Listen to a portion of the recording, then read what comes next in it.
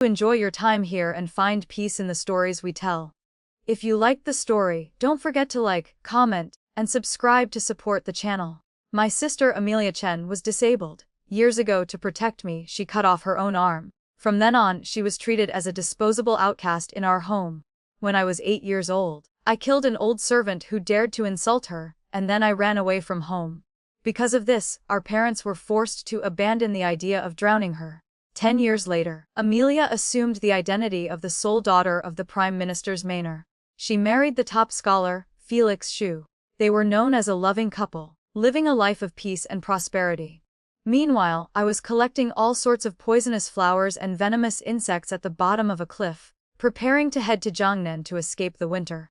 Unexpectedly, on the night before my departure, a female corpse fell from the sky, crashing through the roof of my hut. Her body was covered in injuries, her right arm was missing, and her face was identical to mine. It was Amelia. Before the age of 5, I did not know I had a sister. Back then, I was the pampered only daughter of Prime Minister Chen. I wore floating silks and high-colored brocades. I used rubies as large as pigeon eggs merely to set up chess formations. When I got bored, I would casually throw them into the lake just to hear the splash.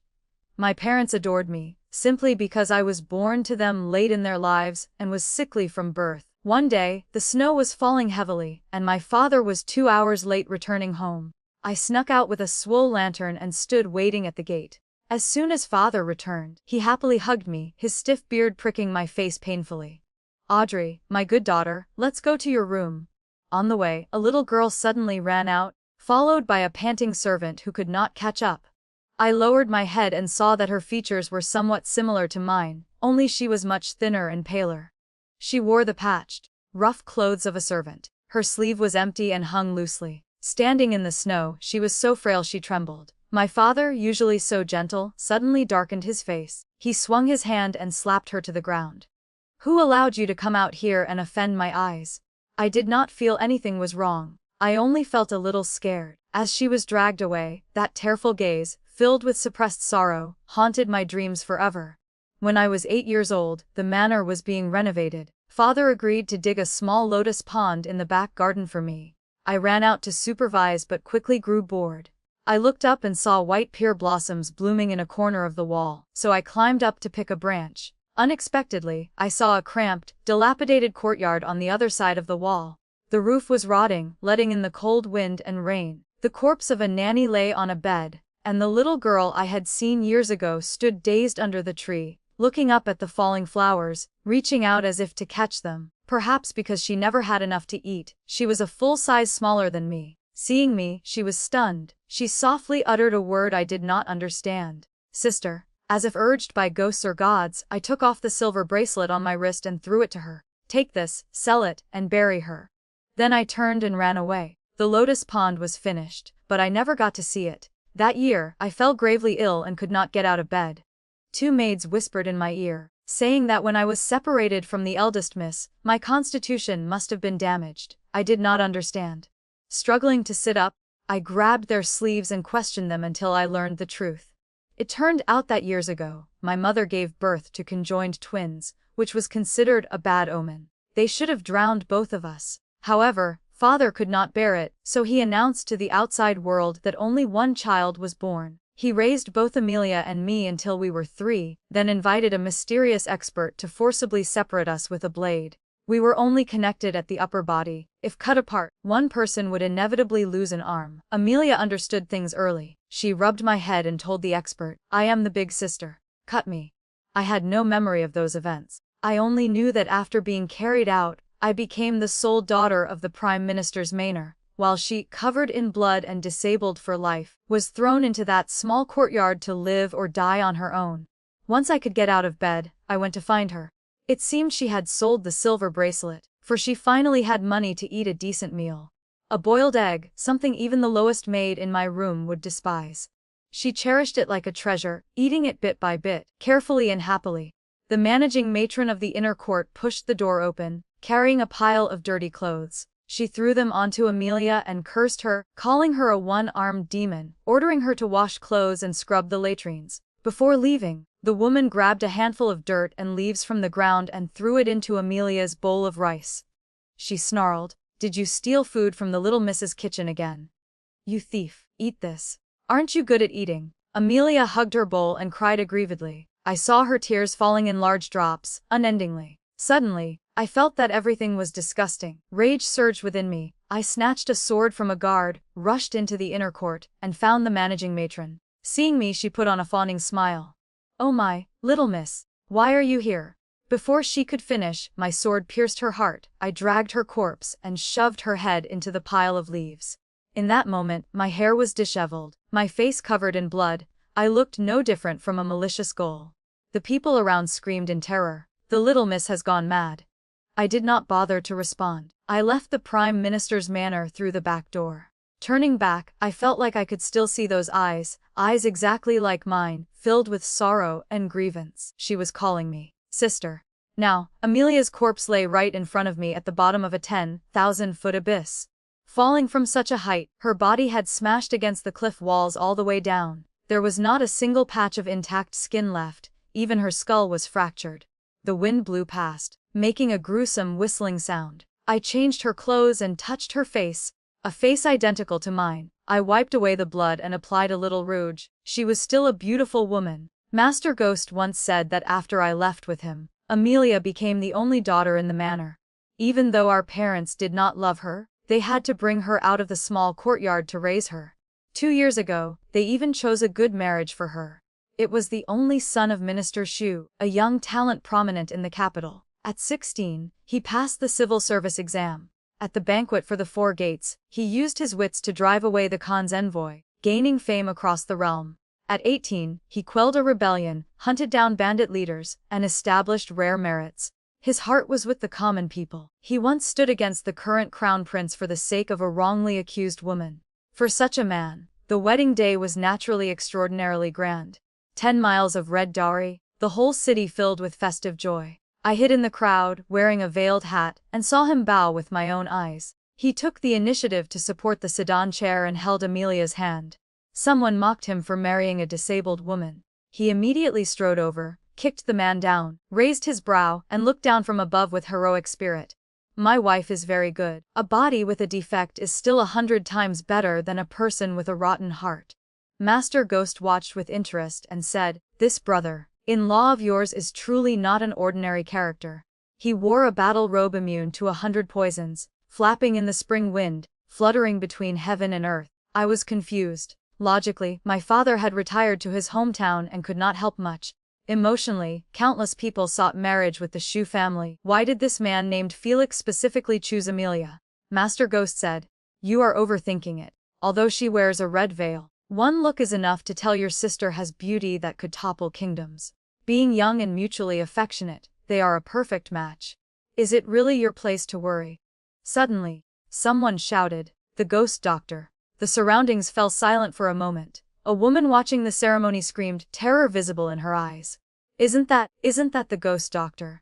The one who washed the Pingnan prince's manor in blood, strung heads into a chain, hung them on a gourd of blood, and swaggered through the city.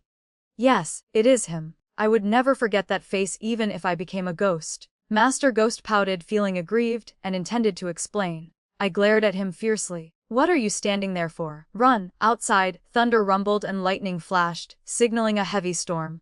The lightning illuminated Amelia's pale face. 2 years of separation, now separated by life and death. I gently placed my hand on her cheek. She was much thinner than me, her features were gaunt, her hair dry and messy. Amelia, did our parents treat you well? Did anyone bully you because of your incomplete body? If you remained as gentle as before, how could you protect yourself? What kind of person is the husband you married? Did he ever make you suffer? What did you usually like? Did you cook for yourself? What kind of books did you like to read? Whose calligraphy did you practice? My mind was in chaos, countless questions rushed in. We were connected from birth but cruelly separated by fate. The last time we met was amidst a crowded sea of people. She was held in her husband's arms, while I was being chased by the city guards, fleeing in haste. Neither of us knew that would be our final farewell. When Master Ghost entered, I was rolling up my sleeves to dig a grave. My arm was covered in crisscrossing, terrifying scars. In some places, the skin had torn from exertion, oozing a mixture of black and red blood. Amelia is buried underground by me. What a pity. She never got to hear me call her big sister. I chose the brightest flower to plant on her grave and released a handful of white poisonous moths. They looked like paper money for a funeral, flying all over the sky. After a long silence, I spoke. It has been half a month, yet the Sioux Manor has not sent anyone to search for her body. I continued, Old man, I am not going back to Jiangnan with you. I took a medicine called the purple snow pill, which could make the body gaunt and the appearance haggard. I put on the clothes Amelia wore before she died, wore her jewelry, climbed up the cliff, and walked into the city. Under the moonlight, the 10,000-year Bodhi tree emitted auspicious smoke. In this capital, prosperous like a dream, someone was destined to die. The Lantern Festival had just passed, every household hung high red lanterns, praying to dispel disasters. I followed my memory to the Sioux Manor. The sound of chanting echoed amidst fluttering white banners. The scene was solemn. What happened? I pulled the sleeve of an old man passing by the door and asked, Did someone in this manor pass away? Yes. The old man nodded, unable to hide his pity. She is the wife of Lord Felix of the Hanlin Academy. Last month, while praying for her mother-in-law, her carriage fell into a deep abyss, and she unfortunately passed away. Lord Felix is heartbroken. He organized the funeral for his wife despite being ill himself. He even invited high-ranking monks to chant scriptures for her salvation for days. He is truly a man of heavy sentiment and righteousness. How ironic. He did not even bother to search for the dead person's bones, yet had the leisure to set up a stage and act out a dignified performance for the living to see. A man of heavy sentiment and righteousness. How beautifully it sounded. I adjusted my clothes, lifted the veil of my hat, and smiled gracefully. That is right. My husband's deep love moved heaven and earth. Even the king of hell could not bear to see him grieve, so he specially allowed me to return to reunite with him. Look, sir, even my arm that has been disabled for years has healed. Ignoring the old man, whose tears were flowing as he shouted, Miracle. The water deity has manifested. I walked to the door and knocked lightly. Husband. Audrey has returned. In the imperial capital, strange stories are never lacking. Such bizarre news would surely spread through the streets in no time, stirring the calm lake's surface and creating great waves. And when those splashing drops fell upon the Sioux Manor, they would surely turn into a storm reaching the sky. From now on, whether this boat sank or floated was for me to decide. 2 male servants opened the door and welcomed me into the manor. The door closed quickly behind me. Their eyes looked at me with peculiarity, shock mixed with fear, without a trace of respect. My expression remained unmoved, but I began to ponder in my heart. They did not even address me as mistress. It seemed the days Amelia lived here were not easy at all. This was completely contrary to the rumors outside. However, very quickly, I learned the source of this strangeness. Slut. A sharp female voice rang out from the main hall. It was a woman with peach blossom eyes and a charming appearance, wearing expensive clothes, but her hair was messy. A gold hairpin lay on the ground. She held a sharp knife to her own neck, surrounded tightly by servants. Seeing me, she looked as if she had met the enemy who killed her father, her eyes red with bloodlust. Audrey Chen. You slut, you dared to fake your death so that my mother-in-law would sell me to die in your place. Usually, you pretend to be dignified. Very good, you like faking death, don't you? Then let me fulfill your wish, go die. After speaking, she rushed toward me, raising the knife to stab down. More than 10 servants could not stop her. The dagger was less than 2 inches from my face. I did not blink, instead, a hint of an amused smile appeared on my lips. Just as the blade was about to slash down, a stone flew from somewhere and knocked the knife away. The woman clutched her wrist, cried out in pain, and retreated 2 steps. The servants rushed up to subdue her, forcing her to kneel on the ground. I narrowed my eyes and saw a man walking out from the side room. He wore a dark blue long robe with a white jade shao hairpin in his hair. It was my brother-in-law, now my husband, Felix. He was accompanied by a guard carrying a sword and a young maid with delicate features. The young maid rushed over, tears welling in her eyes, crying as she knelt. Miss, you have returned. Miss is not dead. This servant knew it, you would definitely come back. I helped her up. Her figure was slightly plump. Although she wore clothes identical to other maids, the embroidery and brocade were of much better quality. On her round wrist, she wore a large jade bracelet of considerable value. It seemed she was very favored. I knew very little about the situation in the Sioux Manor, so at this moment, I quietly lowered my head, stood still, and listened to my husband begin his performance. At first, it was a display of deep affection that would make people shockingly pampered. Felix's hand gently stroked my hair, his voice gentle. Audrey, I missed you so bitterly. I revealed a flaw, my long, jet black hair draped over my shoulders in a half-up style, completely different from the hairstyle Amelia usually wore. Yet, he did not notice at all, he simply stood shielding me. The gaze of that woman shot over, full of malice and hatred. Felix's face darkened. Jade, are you making trouble again? Noisy and chaotic. You are a daughter of a noble family, well versed in poetry and etiquette, yet now you are like a shrew. What kind of decorum is this? So her name was Jade. She was Felix's noble concubine. Indeed, she had some specs that could not be shown in public. She acted coy and weak, trying to struggle up, but was held down by the servants and fell back to the ground. Accompanying her fall were a few glistening teardrops on her lower lashes under the dim light. She looked up, appearing pitiful.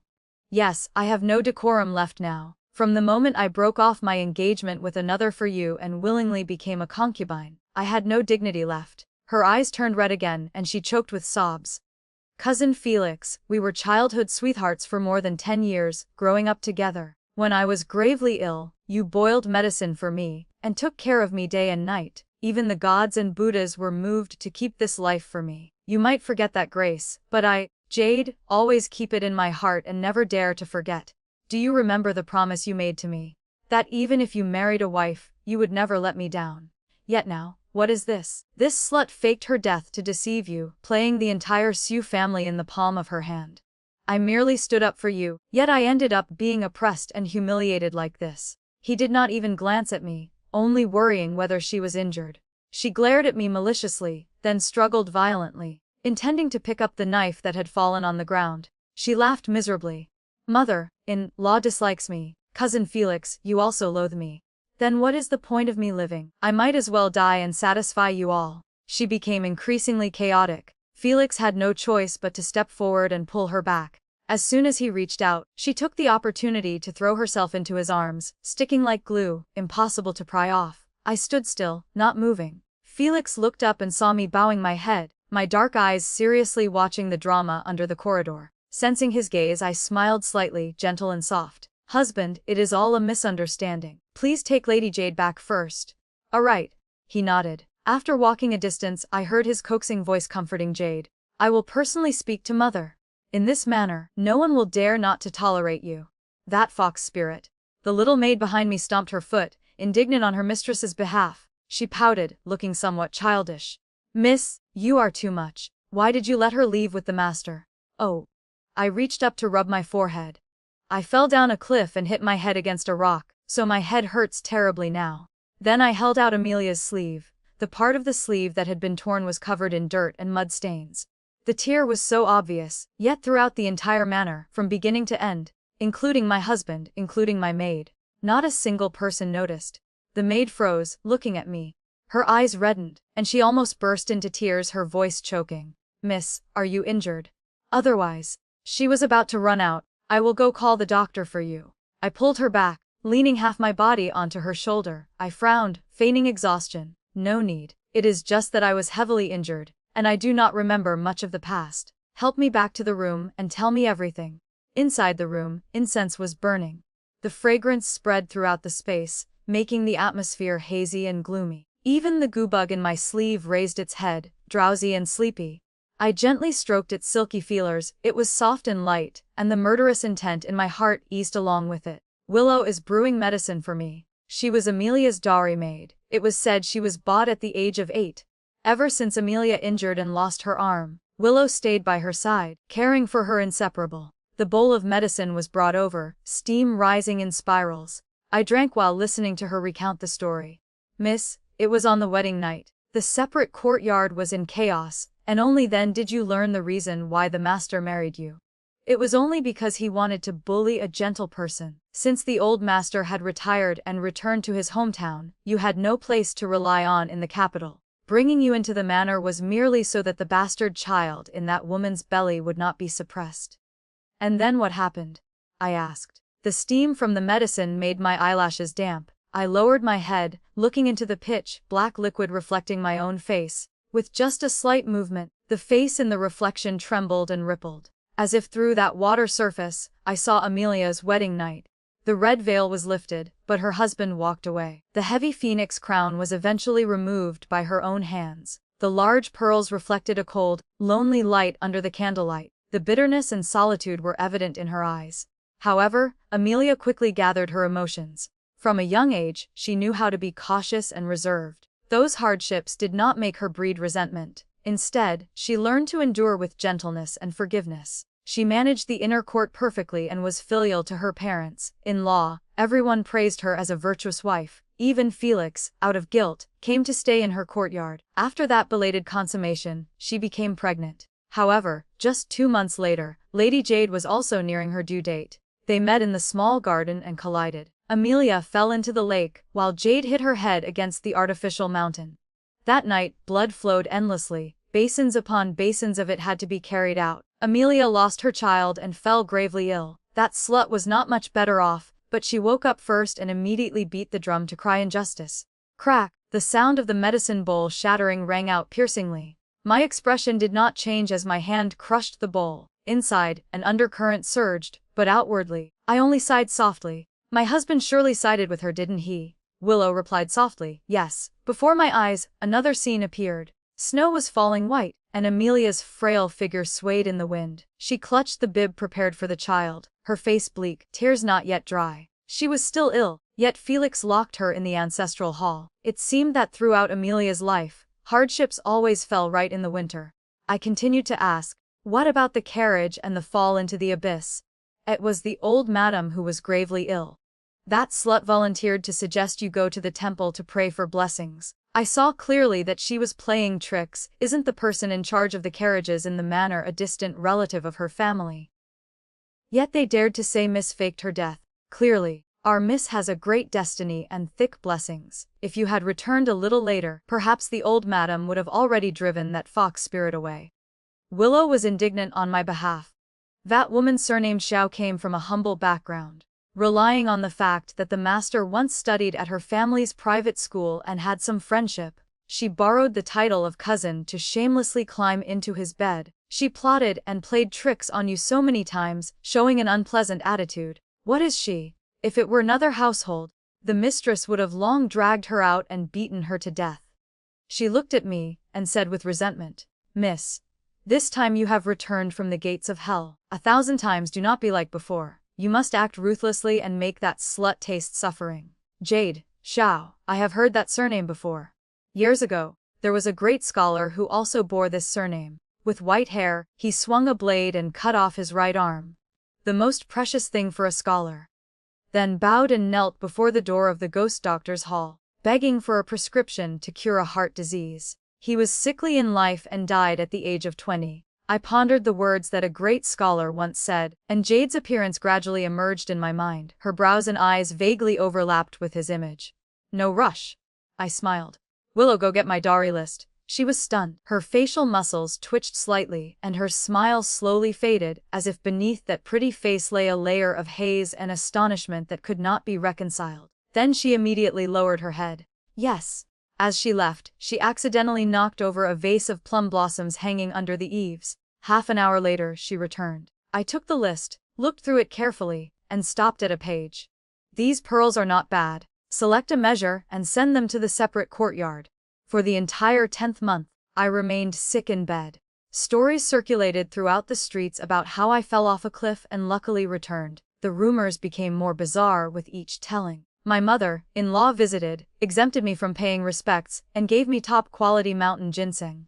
Jade, on the other hand, threw away the pearls I sent, yet hypocritically asked the doctor if severed limbs could be reattached. She then sent servants to deliver a few bolts of silk, saying they were for making quilts for me. Willow cursed, bad luck, and distributed them all to the servants without asking me. At that time, she was brewing medicine for me and said happily, right now in the tea houses of the capital, the most discussed topic is you, Miss. Dozens of storytellers are competing to exaggerate, saying Miss is protected by the Son of Heaven and has boundless future fortune.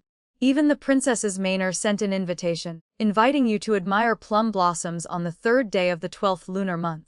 The invitation was gilded with gold, patterned with nobility, looking extremely magnificent. She handed it to me, the paper still held the warmth of her hands. In such cold weather, it seemed she had kept it warm in her bosom for a long time. In the room, none of the maids found anything strange. Everyone went about their work. The end of the month arrived quickly. The imperial court held a great assembly to present memorials and rectify political affairs. Felix did not go, he feigned illness and came to my courtyard, fuming with rage. At that time, I was still wearing my inner garments. He yanked me violently, throwing me off the bed. I nearly rolled across the floor. The wind blew in, and I coughed twice. He did not care, only immersed in his own anger. Jade has been poisoned. Audrey, you disappoint me too much. Can you really not tolerate her? Speak, what exactly did you give her? Why is it that in less than half a month, her whole body is swollen, she cannot write, nor can she speak? I was so cold I could not bear it. The scars on my arm felt like they were about to split open, the pain like flesh being stripped away. I raised my hand and gave him a hard slap. Every word I spoke was slow but clear. Husband, I am your wife. Even if the Dali Temple interrogates a criminal, they must let the prisoner wear enough clothes. He stared blankly at my hand, unable to believe it. Your hand is healed. Truly, what a devoted and lovely husband. I looked at him with sarcasm, and the air instantly froze. Willow stepped out at the right moment, blocking in front of me, her movements clearly protective. She looked straight at Felix without fear and spoke righteously. Master, Miss is now the divine woman of the capital. Even Her Highness Princess Luna looks at her with different eyes. How can you hit her? Felix was still dazed. I was wrong. Put on an outer coat and let's go. Didn't you say she was poisoned and paralyzed in bed? Let's go see each other. They followed behind me. One looked panic-stricken like a lost soul, the other could not hide her joy, as if victory was already in her grasp. A goobug peeked its head out from my sleeve, extending its feelers to sniff. It told me that Felix had the scent of osmanthus flowers on him. Jade lay on the bed. The poison in her body was not feigned, her cheeks were swollen, her beauty completely ruined. The wind blew in, lifting the silk curtain, and I saw a red rash extending from the corner of her eye down to her neck. The wind fluttered the silk curtain, and I saw clearly the red mark stretching like a trail of burning fire. Felix immediately turned his face away, seeming disgusted, but when he turned back, his peach blossom eyes were filled with autumn water, unbearable pity, and sorrow. Jade. The little maid hurriedly lowered the curtain. We were blocked outside, but I could still clearly feel that behind that thin layer of gauze, that malicious gaze full of hatred clung to me like a shadow, like maggots eating deep into the bone, wrapping around me relentlessly. Jade could not speak. Speaking for her was her close maid named Rose. The wooden box containing the pearls was placed on the ground. Rose cried as she recounted the story. In the 2 years since entering the manor, this is the first time the madam sent servants to deliver items to our courtyard. Miss naturally did not dare to accept, but seeing the brushstrokes on the box looked very much like the old master's handwriting from before, she threw away the jade but kept the box. Who would have thought the madam calculated so cleverly to play tricks on this very box? The poison Jade was afflicted with was called Peach Blossom River. It was colorless and tasteless, but once it touched human tears, the toxicity would activate and spread throughout the body. The poisoned person would gradually swell, their facial features and internal organs expanding until they finally exploded and died. Wherever tears flowed, red streaks like blooming flowers would appear.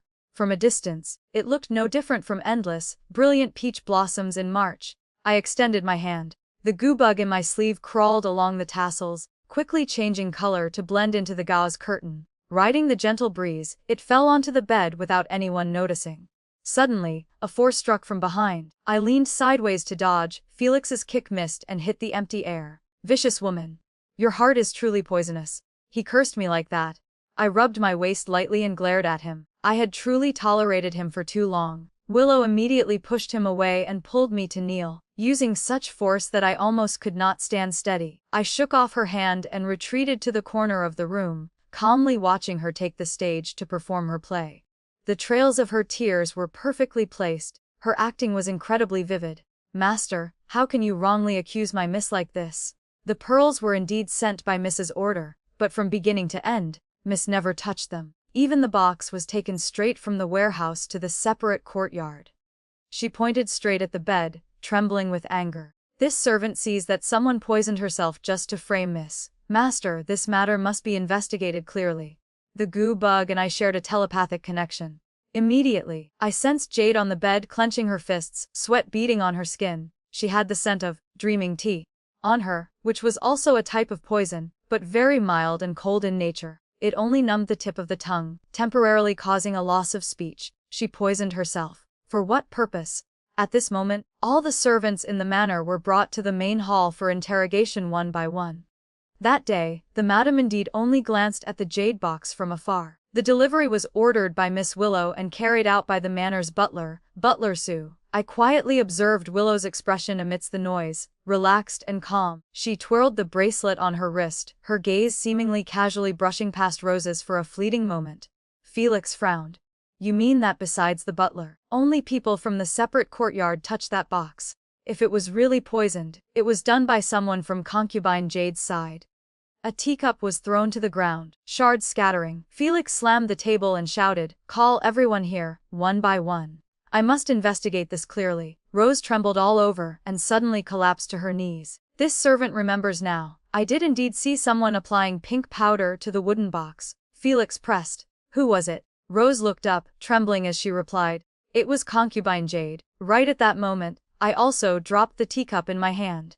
The hot water splashed onto the hem of my skirt, making a noise that drowned out Rose's words. Everyone's eyes turned toward me. I tilted my head slightly and smiled faintly. Just a slip of the hand. I walked forward gently and pulled open the gauze curtain. Jade lay on the bed, anxious to the point of sweat dripping from her forehead, but the red rash on her face had disappeared, and her appearance was restored to normal. Wasn't it just poison? I slowly turned to look at Felix. I administered the antidote. Felix froze. I just looked at him, then waved my hand to call the butler over, saying that these people who did not know medicine were only watching the excitement. It was best to invite a famous doctor to check the pulse to be clear. Willow did not have time to stop it. While waiting for the doctor, Jade was already able to move. She put on an outer coat and leaned on the soft chair. Her gaze, cold as snow, silently fell upon Rose. Her hands were tucked in her sleeves, discreetly signaling something. Rose was so frightened she dared not lift her head, shrinking back to nestle close to Willow's side. I quietly took a few steps forward, placed my hand on the curtain, and the goo-bug crawled back into my sleeve, its belly round from eating its fill. It curled up and fell asleep. The doctors arrived. 4 of them took turns checking Jade's pulse. Felix glanced at me. Audrey, you admitted to administering the cure. If anything happens to Jade's body, then ask for a divorce yourself. He suddenly reconsidered and changed his tone. Actually, ask for the family's punishment yourself. Take 30 lashes and kneel in the ancestral hall to admit your guilt. I did not bother to pay attention to him. How could a person like this be the top scholar who entered the Hanlon Academy to teach the imperial grandsons? The doctors put away their silver needles and reached a unified conclusion. Reporting to the master, we have examined her. There is indeed residual toxicity in the madam's body. Dusk fell, and the light from outside the window shone obliquely into the room, dyeing everyone's face red. Felix flared up again. Slut! Suddenly, the doctor continued. However, if this poison had hit someone else, they would likely have died. But for this madam, it is a matter of great fortune. The head doctor stroked his goatee, smiling. This old man checked the pulse and saw that this madam's body has been sickly since childhood, relying entirely on external substances to nourish the lingering energy in her body. This old man does not recognize what that substance is. I only know it is half medicine, half poison. Accumulated over many years, it had begun to decline. Fortunately, this poison triggered it, causing the external substance to recover somewhat. Felix hurriedly asked, then what about her voice? He was interrupted by the person on the bed. Jade adjusted her coat, her expression complex. Her gaze swept over me and Willow, then she spoke gently. Cousin Felix, I am fine. Perhaps I drank cold tea this morning, so my throat acted up. It is much better now. This matter has nothing to do with elder sister. She gently tugged at Felix's clothes, half complaining, acting spoiled. You really are too much. For such a small matter, you didn't go to court and even wrongly blamed your wife. If this spreads, grandmother will blame me for not being sensible. Hurry and apologize to elder sister. Go on. We are husband and wife, just clearing it up is enough. Felix's expression softened, and he tapped her forehead lightly. Before he could speak, I took the initiative to pour a cup of tea and brought it over. Just then, I saw Willow lower her head, her face darkening, her hand gripping the hem of her clothes so tightly that her knuckles turned white.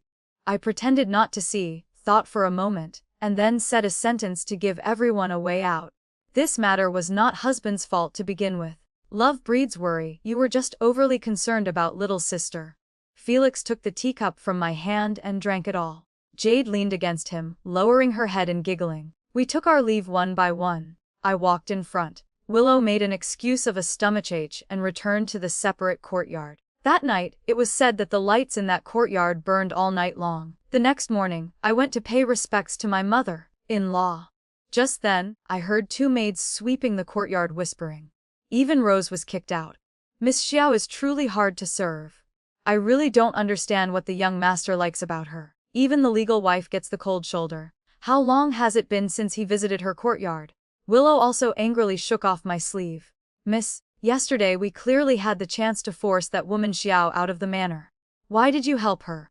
The shoemaker is truly interesting. Even the hired servants dare to criticize their masters. I showed no attitude, just lifted my foot to walk forward. Then I stopped abruptly, touched my waist, and discovered the fragrance pouch I usually used had accidentally fallen. Willow sighed in relief and immediately turned back to look for it. I went to see my mother-in-law. She treated Amelia extremely well, loving her like her own daughter. She patted my regenerated arm, sighing repeatedly. Looking down, I saw that beneath her black hair, gray had already speckled through.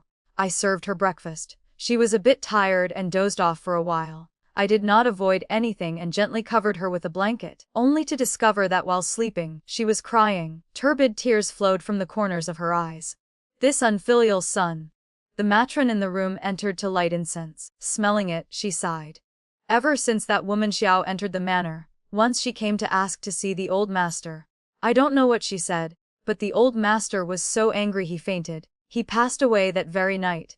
The madam was extremely heartbroken and didn't want her to step foot in the door, but the young master insisted on marrying her. Flesh and blood separated by a fox spirit to this extent. She turned to look at me and bowed. Young mistress, you come from a noble family and are blessed by the Water Emperor. Please, you must have the demeanor of a mistress and punish that slut properly. At the beginning of the 11th month, Felix submitted 3 memorials on water control, establishing great merit in saving 170,000 people in the disaster-stricken Southwest. He was promoted to a 3rd rank official, granted the title of Junior Guardian, and allowed to enter the Grand Secretariat. Before the age of 30, he had become the youngest cabinet minister of the Yang Kingdom. His Majesty summoned the Crown Prince into the palace. It was unclear what was said. By the afternoon, countless rewards were bestowed from the Eastern Palace, accompanied by 2 beauties from Yangzhou sent into the Shu Manor at the same time. In 3 years, this was the first time the Crown Prince and the Shu Manor had publicly reconciled. Jade fell seriously ill. My husband and I knelt in the courtyard to receive the decree. Right at that moment, I saw with my own eyes the Yangzhou beauties, skin smooth and fair, curves in all the right places, wearing only a layer of thin gauze in broad daylight. Willow stood beside me, her face darkening. That night, Felix was bathing. A beauty took the initiative to enter, helping him scrub his back, her hands wandering everywhere. Felix's face immediately darkened. With a wave of his hand, he threw her out the window, then went to the study to sleep. Even though Jade was ill, she personally led the beauties to a side courtyard and invited a doctor to arrange things properly. The person who brought me dinner was an old servant of the manor, speaking in a fawning tone. They are just worthless things, madam need not worry. For so many years, the young master has kept himself strictly disciplined. Besides you, there is only concubine Xiao as a noble concubine. The Xu family has a family rule passed down for generations, strictly stating 3 types of people not to marry: prostitutes, slaves, and lowly commoners. Before, there was a maid who tried to climb into bed and was kicked out of a brothel. I fear those lowly people should also put away their dreams of climbing into the master's bed. Willow was brewing medicine. Hearing this, her hand holding the fan nearly slipped, and she staggered. She stood up abruptly, took a few steps forward, and gave the old servant a resounding slap, then pounced on him to fight. Someone had to rush in to pull them apart. Willow's lip was split, her eyes red as she turned to look at me, crying and angry. Miss, this servant is truly indignant for you. You are the mistress of the Shu Manor. On what grounds do you let that slut in the separate courtyard oppress you everywhere? She even gets a separate courtyard and invites her own doctor. That is your right. Why let her arbitrarily replace you? Now even a mediocre old woman dares to come into your room and open her mouth. Prostitutes, slaves, such filthy words, dirtying our room. If this spreads, what dignity is left? She moved closer to me. The scent of osmanthus lightly wafted from her. I raised the medicine bowl. The goo bug crawled out of my sleeve, twitched slightly, and silently removed all the stupefying poison from it. I drained the bowl. Willow saw it and smiled knowingly. I wiped my mouth, gently tapped my fingers on my knuckles, narrowed my eyes, and spoke leisurely. Then, Willow, what do you teach me to do? I asked seriously. The plan Willow laid out for me was for the plum blossom viewing party on the 3rd day of the 12th lunar month organized by the princess. The Yang Kingdom once had a princess who ascended to court to hold power. Moreover, the current Princess Luna had once assisted her father in raising an army and gave birth to a noble son. Later, when the Northwest was invaded by the Chuang and the entire family of the great general died in battle, the 20,000-old troops of the Northwest naturally leaned toward her faction. One had soldiers, the other had legitimacy. Willow looked at me, her words gentle yet full of temptation. Miss, the crown prince and the master are at odds. Everyone inside and outside the court knows this. If you can help the master win Her Highness Princess Luna's favor, you will truly grasp his heart from the root. Now the emperor is old and believes heavily in numerology. You carry a miraculous sign, meaning you are favored by the heavens. The room was silent as death. She looked straight into my eyes without blinking, her gaze bright. If an ordinary person drank that bowl of medicine, they would obediently do whatever she said. Truly interesting. In this Shu manor, 2 of the most manipulative women in the Yang Kingdom had gathered, Willow and Jade. A spectacular drama. From the events in the separate courtyard, clues could already be seen. Willow secretly put poison in the jade box. Jade accidentally fell for the trap, decisively feigned muteness to blow things up, dragging me into the water. Willow then went a step ahead to bribe Rose, adding charcoal to the fire, wanting to eliminate Jade completely. They were cold and ruthless. A life and death battle left no room for retreat. What was it all for? Was it for that embroidered pillow Felix, shiny on the outside but empty on the inside, and my sister, who suffered innocently? What dark force swallowed her life, causing her to die unjustly? It was time for all the demons and ghosts to reveal their true forms. That night, the holy goo appeared, and 10,000 insects submitted. The usually orderly Su manor was now terrifyingly quiet. I walked through the night, dressed in white, my clothes flapping in the wind. The night watch servants tilted their heads to the side and fell one by one unconscious. I entered Willow's room. The decor inside was extremely exquisite, sparkling and eye-catching. If looked at closely, it matched quite a few items on Amelia's dowry list. There was even a porcelain vase that was an item used in the palace. Who Felix truly favored was all too clear. The closer I got, the stronger the scent of osmanthus became. Willow lay on the bed, her brows furrowed tight. Several times she wanted to wake up but was pulled back into the coma, her limbs flailing and twitching as if trying to break free from a nightmare. Tonight she was affected by the strongest goo bug. Only those who had studied poison techniques and were suppressed by me would react like this. Stuck in her most painful memories, repeating them with no escape. Sure enough, she opened her mouth and whispered, "No one can stop me." Her voice changed. Before, she always deliberately made it soft and delicate, but now, for the first time, she revealed her original voice full of resentment and indignation. "Just you wait. You all say I am unworthy, delusional. Then all of you go die. I am unworthy of a man like the bright moon and clear breeze. Am I not even worthy of a man with such a filthy reputation as him?" When she said that sentence, I saw a streak on her neck like an insect crawling. In the moonlight, I could clearly see the blue veins under her skin wriggling grotesquely. At the junction between her neck and face, a small corner had peeled off, revealing a cold white color underneath. A truly terrifying sight. The scent of osmanthus in the room grew stronger. The goo bug in my sleeve suddenly shuddered and raised its feelers, greedily wanting to rush forward. I immediately squeezed it tight, pinning it down, my voice filled with disgust. "Dirty. Didn't I tell you? This thing cannot be eaten." I had long felt something was wrong. Especially after Rose was kicked out of the manor, Willow returned to her room earlier than I did. Even though she had cleaned up, I still saw shards of broken pottery, and on the door frame, there was faint blood hidden that she hadn't wiped off in time. She had flown into a rage earlier. That day in my room, the maids were all timid and scared. One poured tea, and when I accidentally touched her wrist, I discovered bandages wrapped tightly beneath her sleeve. With just a light press, she trembled in pain. That night, I heard a maid crying while applying medicine and sniffing. "Sister Willow, you aren't like this. Why have you become like this now? I can't take it anymore. Tell me, if we tell the miss, will she seek justice for us?" Another person covered her mouth. Shh. Do you want to die? You dare say those words? Have you forgotten? When they were still in the manor, how close the eldest miss and she were. She always treated her like a younger sister to love. After marrying into this manor, she listened to her even more, and even planned to let the master take her as a concubine. It was only Willow who refused. She said, I worked so hard to get here, not to be a concubine for someone else. This Shu manor has truly strange feng shui. The miss isn't like the miss, and even Sister Willow isn't the Willow from before.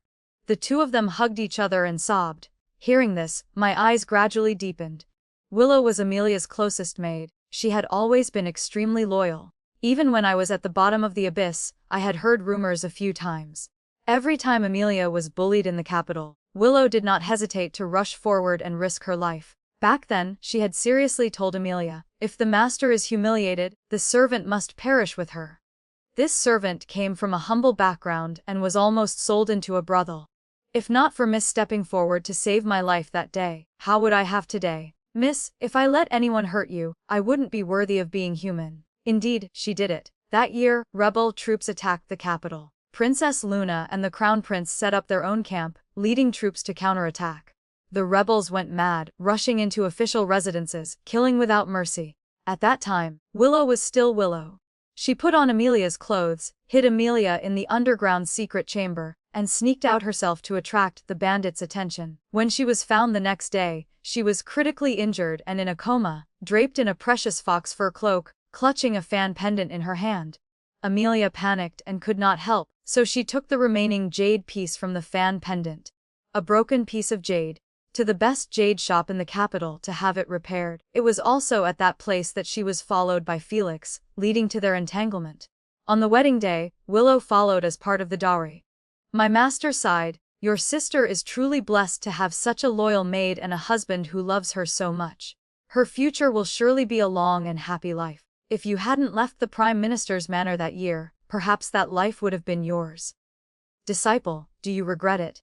I was bending over pulling weeds in the medicine garden. Under my feet was the corpse of an intruder who had sneaked in at night, sucked dry of blood by flower roots pierced into his flesh. I stepped on it with a crack. His head shattered like powder, but the vines were not satisfied and tried to crawl over to wrap around my body. I rolled up my sleeves, revealing an arm full of scars, coldly pushed the flowers away, turned my head, put my hands on my hips, and cursed loudly. Old man, what are you babbling about? If you don't hurry up and manage these flowers, I'll pull up the whole garden for you to see. But hearing my master's words that day, I had only one thought in my heart, of course, I don't regret it. Because I only had one sister, the kindest and gentlest person in the world. Good people should be rewarded, she should have lived a life of peace and happiness. But who destroyed her life? I took a few steps forward, touched Willow's face with my finger, lightly pried open a corner of the pasted mask, and tore it off forcefully. I heard her scream in pain within her nightmare. From the gap between the two layers of skin, countless tiny bloodlines suddenly spewed out, knotted like threads, sewing the two faces tightly together, fusing them into one. I understood. This was an extremely sinister dark art, using another person's flesh and blood to fuse into one's own body. Unless she was killed, those two faces could never be separated. I sighed softly. Willow, oh Willow, why did you die? What is this all about? Rumors in the manor say Amelia stole something from you, wronged you, so she always listened to you. Is that really so? I smiled, my voice icy cold. I don't believe it. Felix the fake Willow. What role did they play in all of this? But it didn't matter. Tonight everything would be exposed to the light. I turned and walked straight out. Navigating the paths of the Shu Manor like an uninhabited place, I finally reached Jade's courtyard. She lived in an extremely remote place. The room didn't have a single piece of jewelry or cosmetic powder for a woman. Instead, it was full of books. On the desk, an essay was laid out. The handwriting was dignified and soft, but the brush tip was sharp. It is an impeachment essay discussing national politics and current affairs. Behind it was another line of writing, clearly copied by someone else in its entirety. The woman's handwriting also carefully annotated each paragraph and sentence above, explaining confusing parts and supplementing omissions. Ever since Jade was poisoned, her voice hoarse and unable to speak, and Felix also feigned illness not to go to court. I should have understood sooner. How could there be a favored son of heaven radiant as the sun, a young top scholar admired by people? If It was just someone stepping on others' shoulders. He himself did not shine. He was so shameful that he stole someone else's halo and went everywhere showing off as if it were his own. The next day was the grand ceremony. That night, Felix slept at the One Dream Pavilion, but the two did not share a bed. When I passed by, he was sleeping soundly on the soft couch, tossing and turning once. The goo bug crawled down from my sleeve, entered his left ear, and came out of his right ear. Felix immediately lost his usual relaxed appearance. His whole body twitched in fear, his limbs trembling, soaked in cold sweat, his forehead and cheeks pale. He bit his lip until it bled, his mouth trembling. "No, it's not like that. Don't look at me with those eyes. I'm not a useless person. I'm not." He would eventually become like Willow. Before waiting for the final judgment, before the executioner lowered his hand, every night and every day, he would fall into a nightmare with no escape. And this was just the interest. I parted the beaded curtain, walked to the door, made a creaking sound, and pushed it open. On the bed, Jade moved slightly, very lightly. Beneath the quilt at her waist, there was a slight bulge. I looked down and said indifferently, "Stop pretending. In the entire shoe manor, tonight, anyone, even if their throat is cut, cannot wake up, except for you." Before concubine Jade could finish listening, the quilt was thrown up, flying straight at my head. Jade sprang up, the dagger at her waist unsheathed, a cold light flashing. She rushed straight at me. "Indeed, it was you playing tricks. What do you want? What exactly do you want? You won't let me live in peace, so I won't let you have peace either.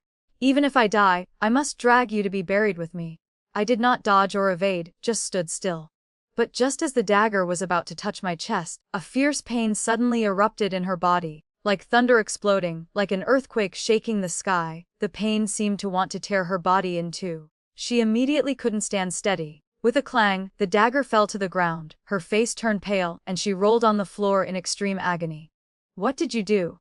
"If I say it, perhaps you won't believe me. After returning to the manor, aside from saving you, I really didn't do anything else." I bent down to pick up the dagger, twirled it a few times in my palm, the sharp steel blade flashed. Then with a swish I sheathed it. "So, concubine Jade, is this how you repay your savior?" The pain choked in Jade's throat like boiling water surging up. She shed tears, a physiological reaction, not emotion, but raised her head to swallow them, as if struggling to uphold something. In her memory, there seemed to be a man like that too, thin and frail, eyes like hers, never having enough to eat for 3 meals, yet always holding his head high. His fingers slowly crawled to touch the hem of my robe. "I am willing to let you test medicine on me. Cut off an arm. I only beg you to save my daughter's life. She has a congenital disease and won't live past 20. Why is heaven so unfair? How can it be so cruel?" The tears on Jade's face had dried. She laughed loudly, her voice cold and sharp as a knife. "Save me? You say you saved me. How do I know if you weren't the one who poisoned me from the start? I was too foolish. I only guarded against the maid beside you, who would have thought you were far more terrifying. Hiding your patience for so many years, even I was almost deceived. Moreover, even if you really saved me once, there are still 2 lives between us that must be paid. I respected your father, so I was a bit more patient." "What 2 lives?" Jade gritted out each word. "The head of the Shu family and the life of my child." That day, I could have been the legal wife, but someone deliberately gave me a fragrance pouch. I took it to see Minister Shu, and that very night, he passed away. The bad reputation of bringing bad luck spread throughout the capital. What family would dare to marry me anymore? "That fragrance pouch was made by you, wasn't it? The needlework on it, I will never forget in this life. You thought letting Willow cover for you would deceive me. At first, I also thought of living harmoniously with you. After all, I had fallen to the state of being a concubine, with no face to go out, only hoping to live a desolate life in peace in the One Dream Pavilion. But you were so vicious. I had such a hard time getting pregnant. That was the support for the latter half of my life, my flesh and blood, my only family. Why? Why did you want to snatch away even that last bit of hope? Just because you were afraid I would give birth to a son first, and my child would be the older brother of yours. But I never cared about that. I never even wanted to fight with you. Do you know? I was born with heart disease. The doctor said I would never be able to conceive again in my life. Audrey, tell me, how can I not hate you?" I took a sip of tea, interrupting her, my voice as light as a cloud. "Then didn't your doctor tell you? If a person with heart disease insists on giving birth, one of the 2, mother or child, will have to die. My gaze slowly lowered. Concubine Jade is so smart. Could it be you really don't understand who exactly didn't want you to give birth to this child? She froze, staring at me blankly, her face ashen, her lower lip trembling. She didn't even care about the secret she had hidden for so long. You mean cousin Felix? He was afraid I would die after giving birth, and there would be no one to write for him anymore. No, impossible. She dared not believe it. Bowing her head in thought, her lip bitten until it bled, her expression became increasingly twisted and distorted. I don't believe it. She shook her head continuously like a rattle drum. Even if he didn't let me get pregnant, why would he use your child to plot against me? That is another story. Willow exploited the trust my sister had in her, secretly giving my sister medicine for a period of time. She did it very carefully, controlling the dosage. That day after taking the medicine, she looked straight into my sister's eyes, coaxing her with a soft voice. Her delicate face under the dim candlelight gradually grew fangs and claws. That voice was like a net slowly eating, swallowing my sister whole. Miss, you should go for a walk to digest your food in the flower garden. The very path that Lady Jade takes most often. My sister's eyes at that time were soulless, her mouth constantly repeating, "Walk in the small flower garden."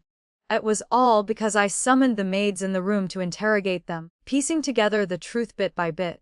After becoming pregnant, the madam's body was very tired and she rarely went out. Yet that day, she insisted on going to the small flower garden, and wouldn't let anyone follow.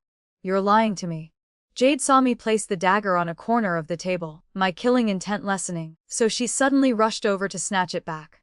Audrey, do you think I will believe these delirious words of yours? Jade fell. Just as she swung the knife to rush at me again, her eyes were crazed, her expression sorrowful to the extreme. She could only use a throat-tearing scream to vent the pain deep in her marrow. Why? I looked down at her, my tone calm, even carrying a hint of patience. Jade, you once drank my blood. Inside your body is my goo bug. A child can never harm its mother. You tried to kill me 3 times, and each time you suffered a backlash. You can't live much longer. I don't understand. She dragged her body toward me, crawling on hands and knees, trying to grab the hem of my robe, her face already wet with tears. What goo? What exactly did you do to me? I gently took the dagger back from her hand and indifferently stabbed it straight forward, easily tearing open her chest. See for yourself. Jade looked down. She saw right in the middle of her bare chest a heart unlike any ordinary person's. On it curled a large green goo bug, its tail stabbed straight into the ventricle, simulating the sound of a heartbeat. Thump, thump. At this moment, the goo bug's body was pinned by the dagger. It twisted frantically, looking extremely terrifying. Finally, it let go of the jaws that were biting into her heart. Jade was terrified to the extreme, to the point of disregarding the blood gushing out like a fountain. Until she collapsed into my arms, her chin resting on my shoulder, her fingers clutching my sleeve tightly, whispering like a mosquito. My illness was not cured by Felix, right? He said it was because he moved the heavens. He said he watched by my bedside day and night without rest. He lied to me, right? I replied, yes, you had a very good father. He loved you more than anything in the world. A gust of wind blew past, and the door burst open. Jade lay on the ground, struggling to lift her head. Her eyes, having lost their spirit, widened to their limit, fixing her gaze on the moon hanging in mid-air. It seemed she saw that familiar thin, tall back again, cold, stern, yet distant. Father.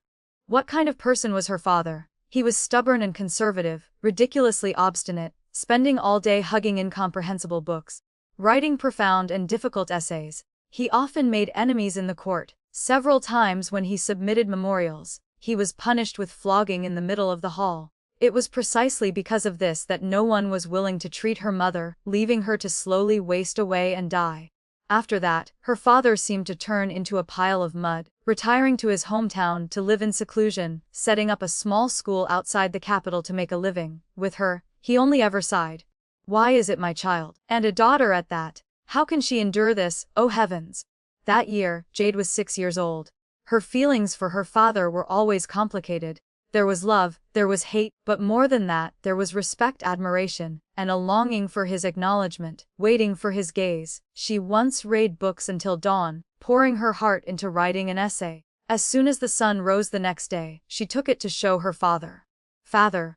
Her voice was filled with infinite joy, but she was met with her father's thunderous rage. Her father was so angry his face turned purple. He snatched the paper she offered, threw it hard to the ground and stomped on it, his face ashen.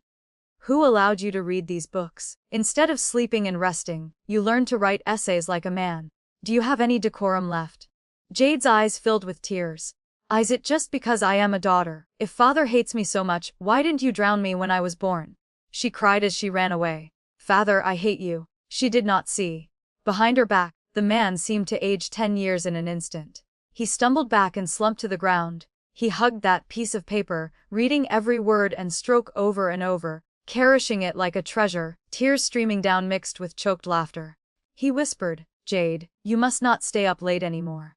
You can't. Reading books will damage your spirit. Fate is truly too unfair. Why did it take my wife, and now it wants to take this daughter too? She is still so small, yet so talented. If there really is retribution, it should fall on me. He never remarried. In those years he buried himself in reading ancient medical texts to find medicine to extend life. There were times when he saved enough money, entrusted Jade to the servant's care, and traveled alone through high mountains and deep streams to find famous doctors for treatment. That was 10 years of a father's exhausted heart for his daughter. It was also 10 years in which that daughter gradually drifted away, became unconvinced, and thorns grew in her heart. In the end, Scholar Xiao, Jade's father, found his way to the Ghost Doctor's Valley. My master was the Ghost Doctor, who held a great feud with the imperial court, a hatred as deep as the sea, never forgotten day or night. Moreover, Scholar Xiao was once the one who enlightened the hair of the Pingnan prince, making my master hate him even more bitterly.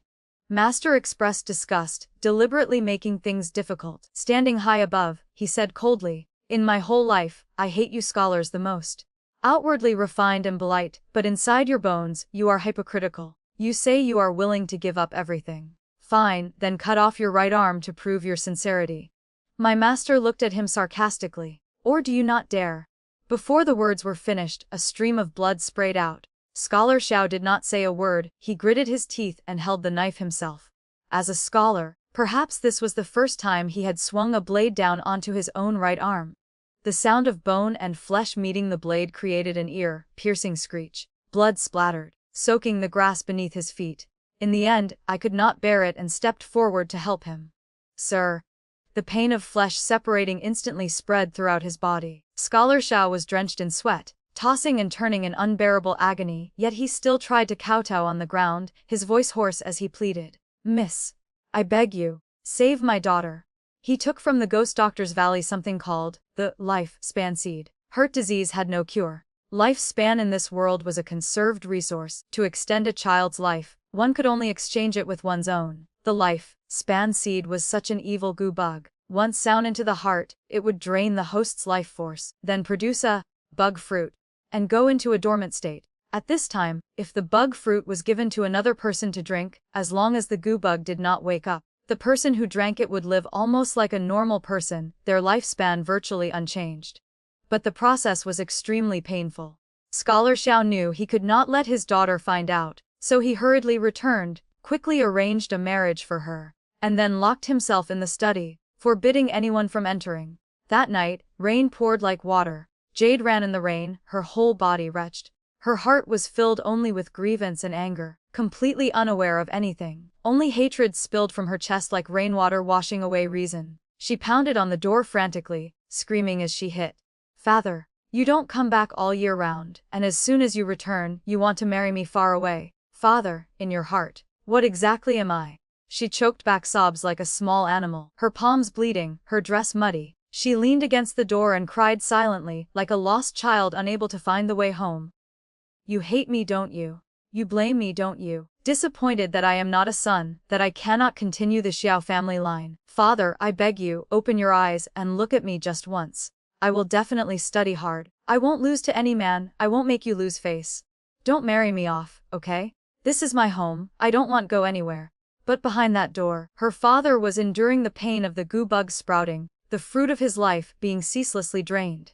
He had no strength left, his whole body collapsed on the ground. In his heart, he thought silently, it's not like that, Jade. Father is so proud of you, it's just that for my daughter to live, father can only die. If you knew the truth, wouldn't it be too cruel for you? In that room, there was only the sound of clothes dragging, the chilling and indistinct sound of a body colliding with the stone floor. He struggled to hold on to a breath of fatherly love.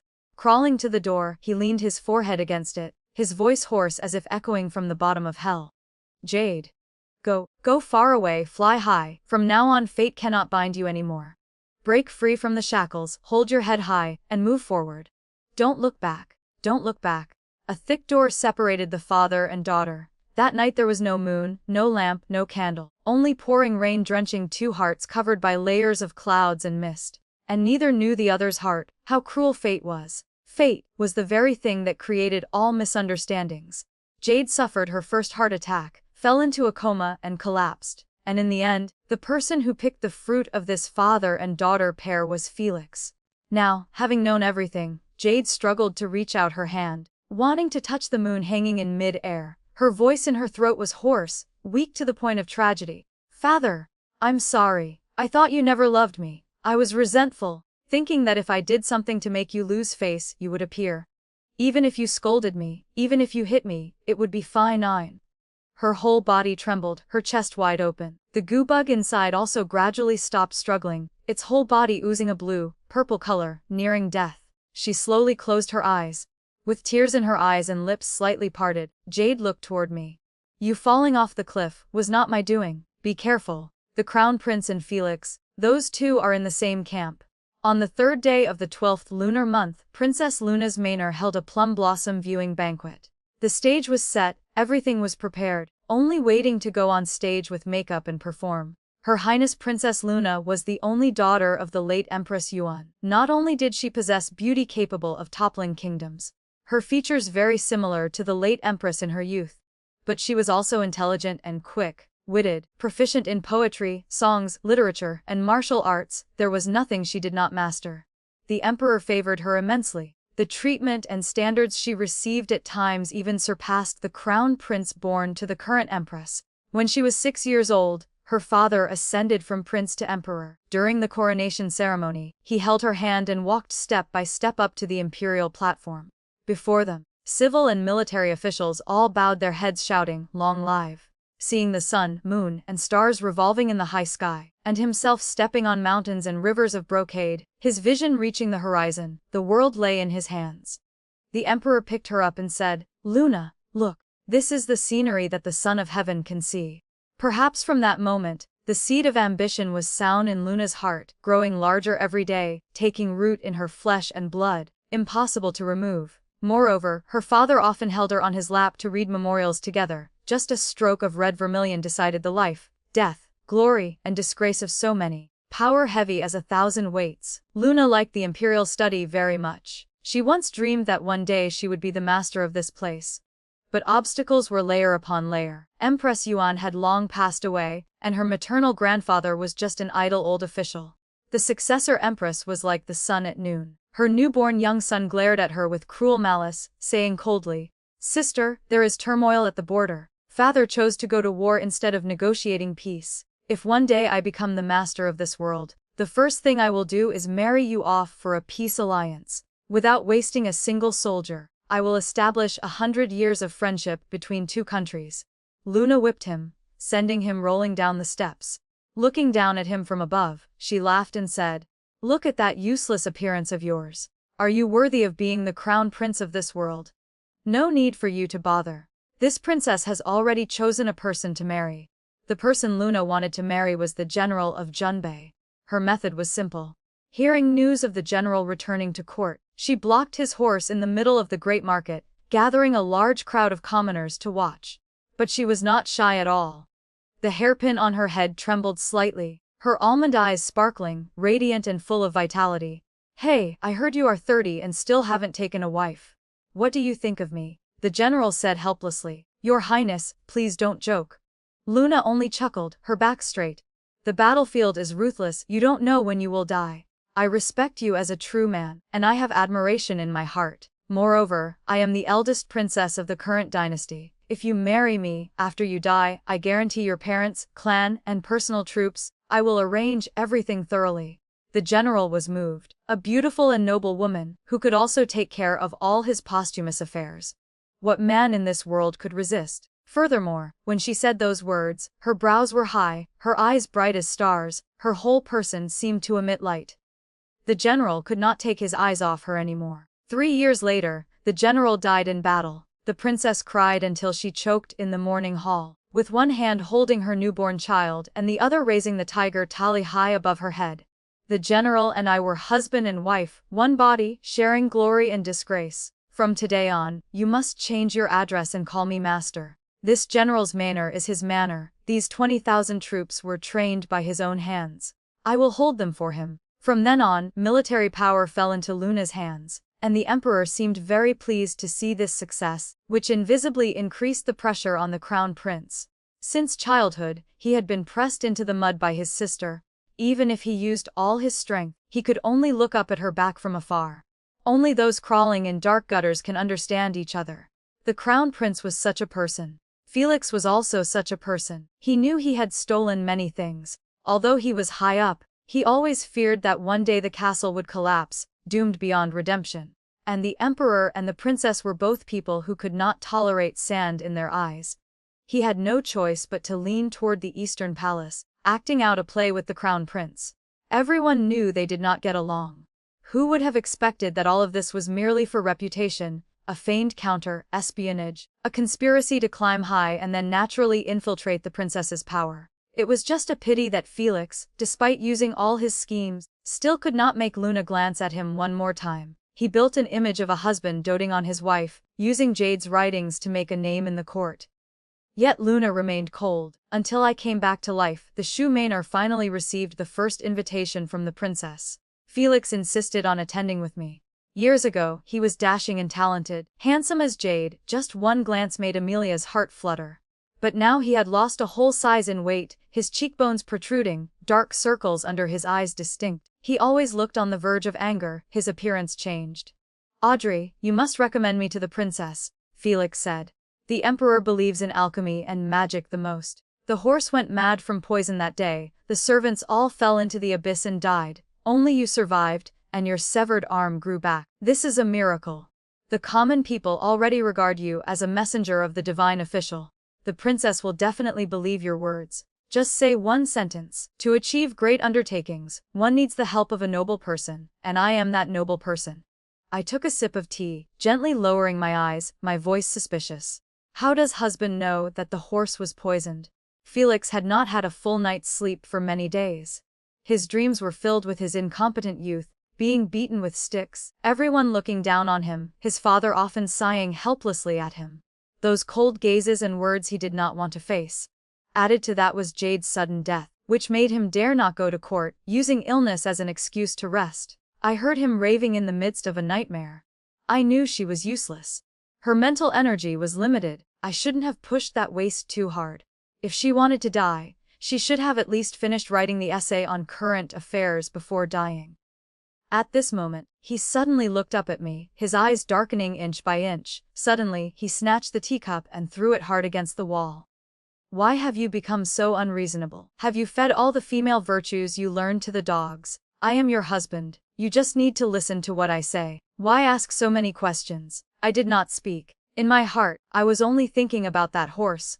The poison in it must have been administered by Willow. Her goal was easy to guess: first kill my sister, Amelia, then Jade. I once found countless banknotes and receipts in her room, all sent to famous storytellers in the capital. When the time was ripe, they would spread rumors everywhere about Felix's reputation for bringing bad luck to his wives. At that time, she could rightfully become the legal wife. But did Felix also know these plots? Or did he also participate in them? My whole body went cold. Felix had calmed down. He took a few steps forward and gently stroked my hair. His hand placed on the magnolia earrings I had just put on this morning, shaking them slightly, like a venomous snake wrapping around its prey, confident I would not escape his palm. "Audrey, you and I are husband and wife, we share glory and disgrace. Helping me achieve my wish is helping yourself, isn't it? Willow said you have forgotten all the past. Since you have forgotten, then don't think about it anymore, okay?" He softened his voice. "Just do what a wife should do. I am your husband, could I possibly harm you? You also know, at the jade shop that year, I was moved as soon as I saw you. For you I rejected so many marriages. The world is vast, but I only need you alone. Audrey, Did he also use such words to make my sister's heart move? In my heart, killing intent rose even stronger, yet the smile on my face deepened. Husband has deep affection and heavy righteousness for me, how could I not know? Husband, rest assured, I will follow your instructions. That play at the princess's manor was originally set up for you. Felix stood up to leave. I called out to his back. Willow is very ill. Won't my husband go visit her? He stopped. She is just a maid serving by your side, what does she have to do with me? A slight noise came from outside the window, like debris falling scattered. But husband, her illness seems very similar to yours. I rested my chin on my hand, watching the fire dancing on the table, blurting out softly. Nightmares every night, unable to sleep peacefully all night. Husband has invited quite a few famous doctors, so you should also let them see Willow. How pitiful, she has become visibly thinner. Felix turned his head, his eyes gloomy, his face so dark it looked like water would drip from it, looking like a venomous snake emitting a pale green light. Is that so? She got sick first, then I got sick. Can there be such a coincidence in the world? After Felix left, I pushed open the window and looked down outside. There was no one outside the window, but the patch of grass and flowers below had been trampled into a mess, chaotic as if someone had just been dragged roughly. Even more terrifying was that on the bluestone wall, there appeared a clear scratch mark from fingernails. The scratch extended outward, with a few smears of dark blood still remaining, making one's hair stand on end. The goo bug in my sleeve smelled the scent and woke up instantly. I pressed it down, revealing a sincere smile. No rush. Let this pair of mandarin ducks tear each other apart first. Before the plum blossom viewing banquet, the maid by my side, Willow, suddenly disappeared. She is just a maid, do you have to worry so much? As I see it, it is because you treated her too well. You gave her the deed of sale early on. Now she is a free person. Naturally, she has no master in her heart anymore. She can go wherever she wants. Felix helped me put on a silver hairpin used for rituals. Looking at me in white clothes and black hair, pure as a deity, all attire modeled after the appearance of a divine official. He nodded in satisfaction, but then suddenly remembered something, his eyes instantly sinking. Madam, since you are so worried, I will personally investigate this matter. He stroked the string of red sandalwood beads wrapped around his wrist. Beneath those beads was a wound deep to the bone, still throbbing with pain. Slut. Felix gritted his teeth. He remembered a few nights ago when he ran to question Willow. Did you poison me, causing me to have to stay in Audrey's room these past few days, but clearly I never touched her. Now you are getting more and more unreasonable, daring to play tricks on. In his memory, she was a gentle and beautiful woman, now seemingly turned into an evil ghost. Willow was haunted by nightmares day and night. She had studied poison techniques, used many strange medicines, and even cut herself for bloodletting, yet she still couldn't find the cause. Her hair was messy, her form like a demon. Audrey, she screamed, interrupting him. In your heart, there is only her, right? I also find it strange. A person who was perfectly fine, how could she die and then come back to life? Could it be that you are heartbroken? Are you regretful? Have you forgotten your oath to me? Felix's veins popped out all over his forehead. With his last remaining patience, he tried to explain. You are wronging me. You clearly know I married her for you.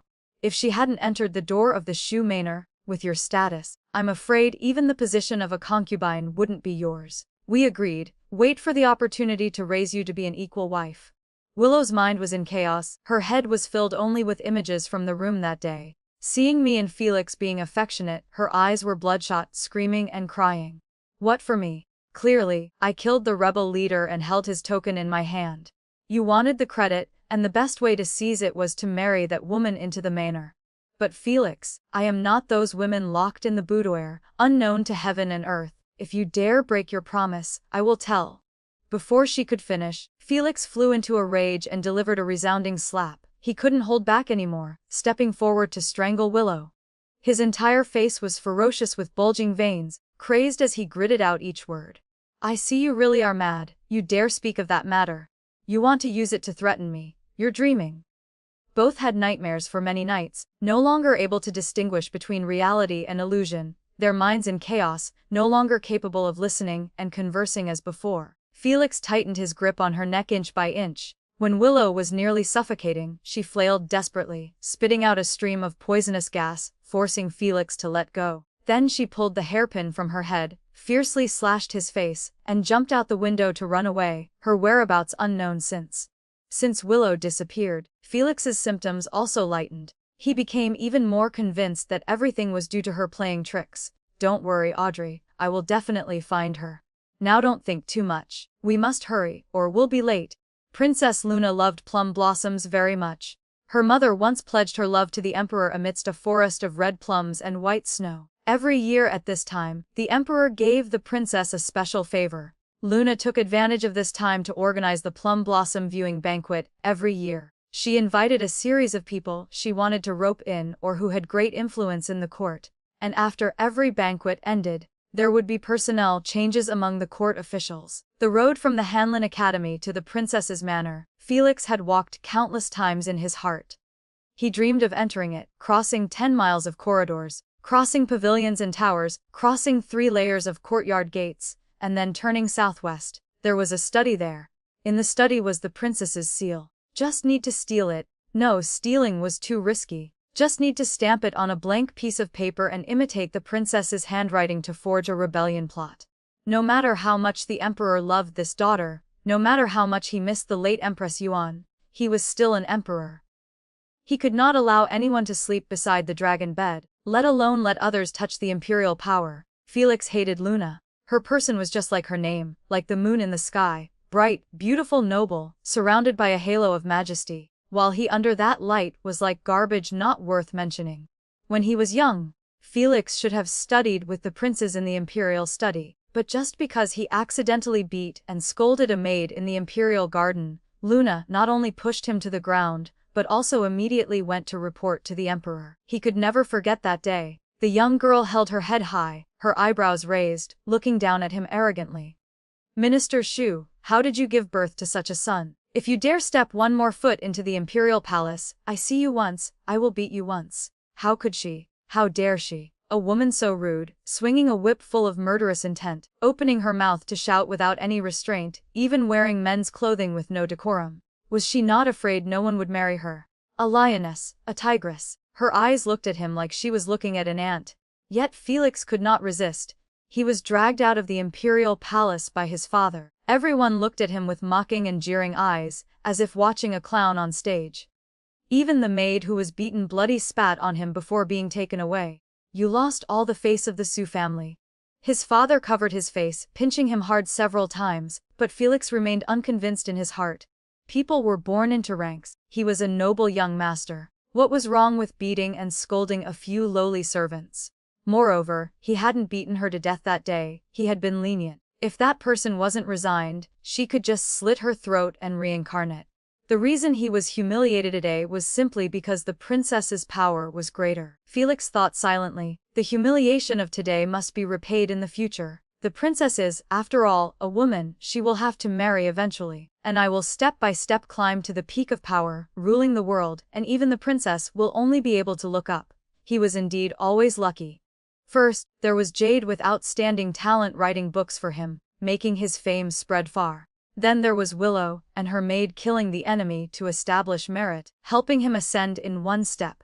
Fate favored him so much. Felix seemed to see Princess Luna kneeling at his feet, bowing her head to beg for forgiveness. That noble and arrogant gaze now only held pleading and humbleness. He trembled with joy, unable to suppress his excitement, his gaze toward me deepening a few degrees.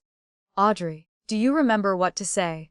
Have you memorized it? Just say you are the messenger of the divine official, predicting I am the princess's noble person, wanting to enter the study to discuss great matters. I smiled. Husband, rest assured. The carriage stopped. We arrived at the princess's manor. Felix and I sat in the front seats. Whispers began to ring out around us. Is she the messenger chosen by the divine official in the mortal world? Before Prime Minister Chen returned to his hometown, I met this only daughter once. Indeed, she had lost her right arm. Countless imperial doctors examined her and said it was incurable. Now it can only be explained as the miracle of the gods. Hemph, playing ghosts and gods, acting mysterious. Since His Majesty appointed the Taoist of the 10,000 Wei Temple as the imperial preceptor, haven't a bunch of strange people appeared in the court? I see this person is probably also playing some trick. Only when Princess Luna took her seat did the Fords gradually quiet down. Not long after, using the excuse of composing poetry and drinking wine, someone stood up from the banquet and looked toward me. I heard that hearing is not as good as seeing. The common people call you a divine woman, and there are even ignorant fools painting your portrait to hang in their homes for worship. If you truly have magical powers, you should let us broaden our horizons.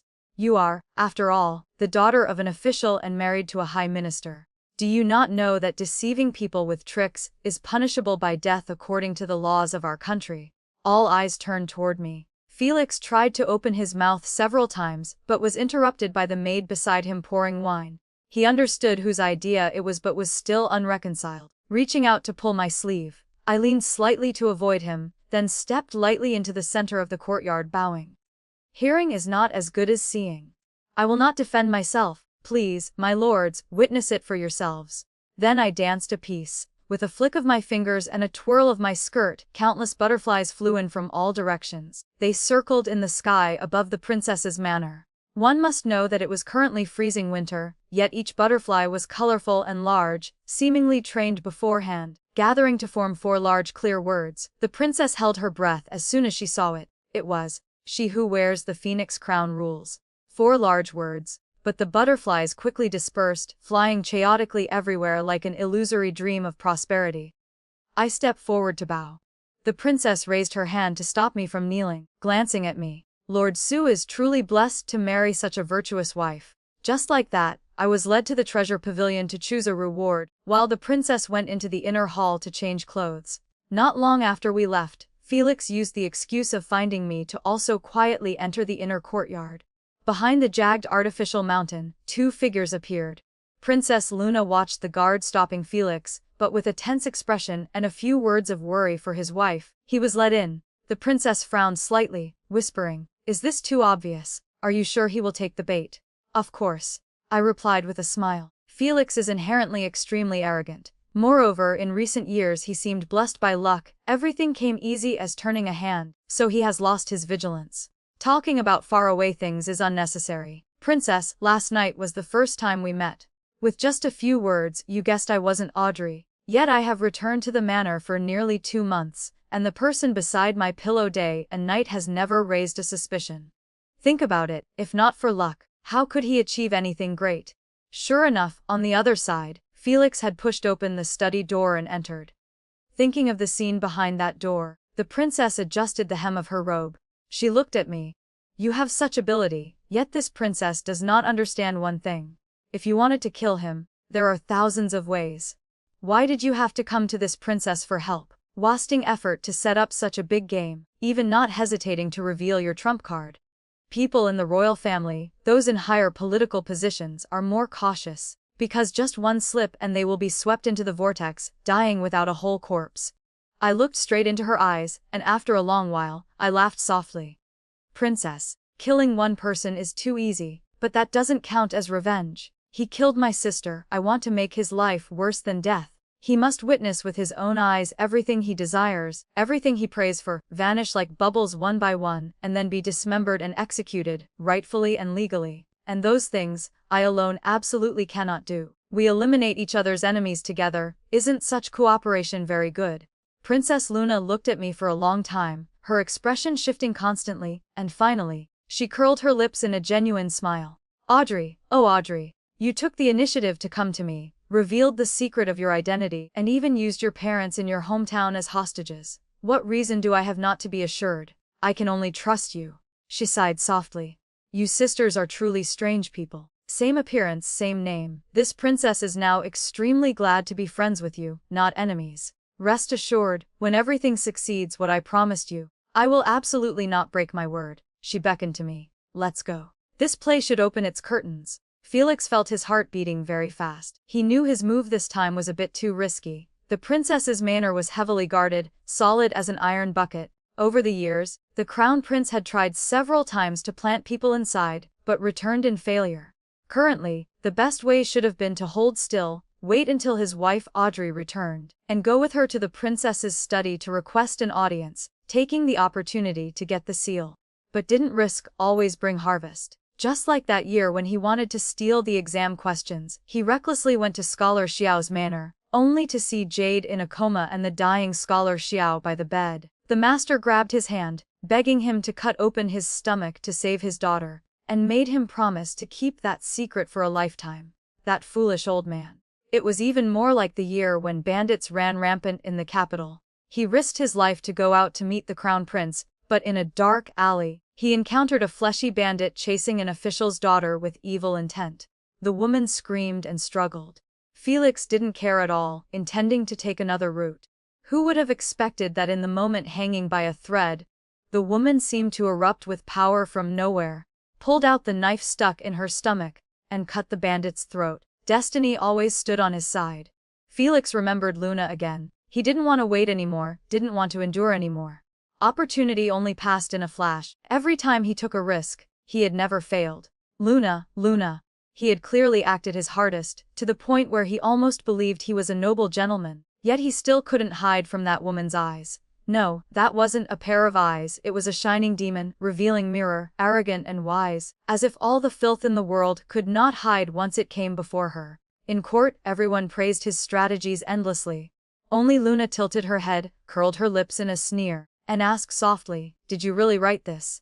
Then can Lord Shu explain a sentence for me?" Making him lose all face. Felix really wanted to gouge those eyes out, hold them in his hands day and night to play with, toy with, and when bored, feed them to the dogs. By then, he would let her hear with her own ears, smell with her own nose, and then lift that face that was forever sharp, spit on it, and ask, "Do you still dare to look down on me?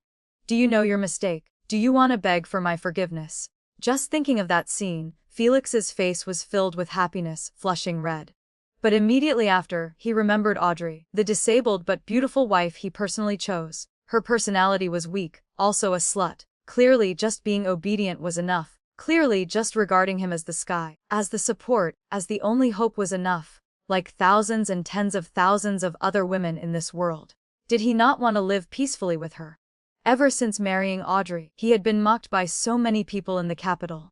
Yet she noticed something unusual. After losing the child, Felix developed a rare compassion, even punishing Willow severely for it, then gently kissed his wife's forehead. "All right, Audrey, everything has passed. You are still young, and I am in my prime. We will have many, many more children." But the woman who was always soft as water changed. Amelia clutched Felix's lapel tight, panic and pain in her eyes. The first sentence when she woke up was not asking about the child but, "Husband. Willow is wrong, she is not her. Where is my Willow? Where is my sister? She was lost when she was very young. That is my sister, lost since childhood. Do you know how hard it was for me to find her? She looks very similar." She didn't have time to put on shoes, hurriedly getting off the bed to run out. Her hair was messy, no trace of dignity left, running while calling and crying. "Willow, where are you? My sister was wrong. Sister lost you again. Sister couldn't protect you." She seemed mad. Felix hurriedly held her back. Behind this matter was a huge secret. He absolutely could not let anyone reveal it, so he flew into a rage. "Why aren't you holding Madam tight? What is she? And what nonsense are you raving about? Isn't Willow still in the room? I see you are truly possessed." This was the inner courtyard, the back of the house, a place where officials could not enter, and women could not escape. It was the gloomiest prison, the most despairing jail. Amelia was punished to kneel in the ancestral hall. She had just miscarried, yet she had to kneel for a very long time. Tears fell, more than in the rest of her life combined. Willow stood outside the window looking in, her expression cold. "I said long ago she can't be kept anymore. Audrey deserves to die." That day a maid came to report, saying that in the mountains outside the capital, a woman often appeared, similar in age and built to Miss Willow, only wearing a veil so her face was unclear. "Amelia once saw Willow as me, now she sees me as Willow." She immediately got into the carriage, using the excuse of going out to pray for mother-in-law to leave the manor. She shouldn't have come back. Yet she came back, and even encountered a miraculous encounter. Fortunately, she had lost all memory. Fortunately, she was favored by the princess. Moreover, this time returning, she was even more beautiful. That face could topple kingdoms, not only keeping the gentleness of the past but adding a few degrees of coldness, making Felix's heart itch just looking at it, unable to control himself. But for some reason, whenever he got close to her, his head hurt like it was splitting. Felix rubbed his forehead, thinking that if he succeeded this time and achieved illustrious fame, he could spare Audrey's life. After all, she was his wife, and he had never enjoyed a fresh version of her, never once being a full man on that body. Come to think of it, did Audrey know how to dance before? She probably did. It was funny to think about. His wife was clearly the only daughter of the Prime Minister's manor, yet the Prime Minister always had a vague layer of estrangement from her from beginning to end. To please her parents, she learned almost everything a noble daughter should know. Very quickly, Felix could no longer think about anything else. He saw that door. That door was the glory and wealth of the latter half of his life, the dream of a powerful minister, the scene of trampling the princess underfoot, the moment when a wave of his hand could cover the sky and overturn the earth. Everything seemed attached to that place, and he finally pushed that door open. But what met his eyes was a bloody corpse, with a dagger stuck in the chest, obviously having just stopped breathing not long ago. It's the Crown Prince. The maid's piercing scream echoed through the sky of the princess's manor, quickly attracting everyone to gather and watch. Her Highness Princess Luna arrived a step before me. I pushed through the crowd to enter, just in time to see the princess's face darken, shouting in anger, "Felix, your guts are too big. Even if everyone in the world knows you and the Eastern Palace are at odds, how dare you kill him? He is the Crown Prince, the heir personally appointed by Father Emperor." Then the princess rushed forward, hugging the Crown Prince's body, disregarding the blood staining her clothes. She cried painfully, "Sister held a banquet, inviting you here to resolve grudges, originally intending to make peace. Brother and sister of one family, how can there be deep hatred and blood feud?" This was also Father Emperor's wish back then. I didn't expect, sister truly has no face to face Father Emperor, to face the Empress anymore. But rest assured, I will absolutely not spare the one who killed you. I will make him die without a whole corpse. Then the princess turned sharply, pointing a finger full of murderous intent at Felix. "Men, arrest him for me. This princess wants to interrogate him personally." Felix stumbled back a few steps, his face pale. He wanted to defend himself but had no words. Witnesses and material evidence were all too complete. The space was closed, only he and the Crown Prince were there. The knife piercing the Crown Prince's heart was an object the Emperor once bestowed upon Felix, which should have been kept in the chest at the manor. A maid rushed in just in time, confirming she saw it with her own eyes. The princess held a banquet. Today, those attending were all nobles and ministers, even including the Crown Prince's most loyal followers. The relationship between him and the Crown Prince was extremely secret, no one could testify for him. The more he thought, the tighter Felix's brows furrowed. This was a conspiracy, a plot aimed straight at him. The princess alone could not have set this up, surely someone had betrayed him. Felix's gaze swept over me and Princess Luna in turn. He still hadn't figured it out. The guards pressed closer and closer, almost cornering him against the wall. The Crown Prince's people all stared at him with red eyes. A few hot-tempered ones had even drawn their swords, cold light flashing, hanging by a thread. Felix suddenly closed his eyes. At that very moment, an assassin rushed in from the window. She threw a handful of poison powder from her sleeve, held a knife to her chest, and pulled Felix's hand. "Hurry, follow me." I pinched my sleeve lightly, controlling the goo bug. It reluctantly sucked all the poisonous gas from the air, so the people were only stung in the eyes and didn't lose their lives. They woke up very quickly and rushed to capture them. But Willow seemed to have generated a strange strength from somewhere. The knife in her hand swung, creating countless afterimages, sharp and cold. No one dared to approach. She shielded Felix tightly without a gap. She was too focused to notice the gaze behind her gradually becoming cold. Felix suddenly realized, "I understand. Finally I know. It was you. You stole my knife in the manor. You killed the Crown Prince. You want to frame me. Why did you do this? You are truly a madwoman." Willow heard his voice. In recent days, she had been tired and injured, fleeing everywhere, her mind panic-stricken. For a moment, she couldn't understand the meaning in his words. She turned her head, looking at him blankly. "Felix, what are you saying?" Before she could finish, Willow felt a sharp pain in her lower abdomen. She looked down, only to see Felix had picked up a sharp dagger from the ground. The tip of the knife plunged straight into her lower abdomen. Not satisfied, he fiercely twisted the handle, disregarding the hot blood splashing all over his face, refusing to let go. But what hurt her most, what damaged her most, was Felix's icy voice. "Willow, a fake impersonating someone else. Did you think I didn't know? Your real name is Nessa. You are a criminal wanted by the court. You hid in my Sioux manor and harmed the Crown Prince. What exactly is your plot?" Then he turned to look at everyone, speaking with righteous indignation. "I am innocent. This is the real murderer." Actually, in his heart, he knew clearly. Willow had no reason to kill the crown prince. This matter was not done by her. But having reached this point, this crime must be placed on her head. As for Willow, her whole world spun. She fell straight back, but she no longer felt pain. Her mind was covered by a violent shock. He knew everything. So from the very beginning, Felix knew everything. He knew she loved, knew she was poisonous, knew she was willing to pay everything for him. He kept Nessa only to have a scapegoat at a critical moment, a shield against the blade for him. Nessa was a girl with a miserable fate. She lost her mother first, then her father. She sought refuge with her uncle's family but was sold to a medical clinic. If it had been a decent clinic, it would have been bearable. Suffering a bit, she could have learned a trade and lived her own life. Unfortunately, that place was a black clinic. The shopkeeper didn't follow the righteous path. Instead, he used goo-raising techniques to raise medicine children. In the dark, narrow cellar, dozens of children were kept. The goo bugs in their bodies fought each other. Only the one who endured to the end would survive. And by then, the blood of the medicine child would become a medicine to cure diseases and save people, which the shopkeeper could sell for 1,000 gold. In the end, Nessa was the survivor. But it also meant the Nessa of the past was dead.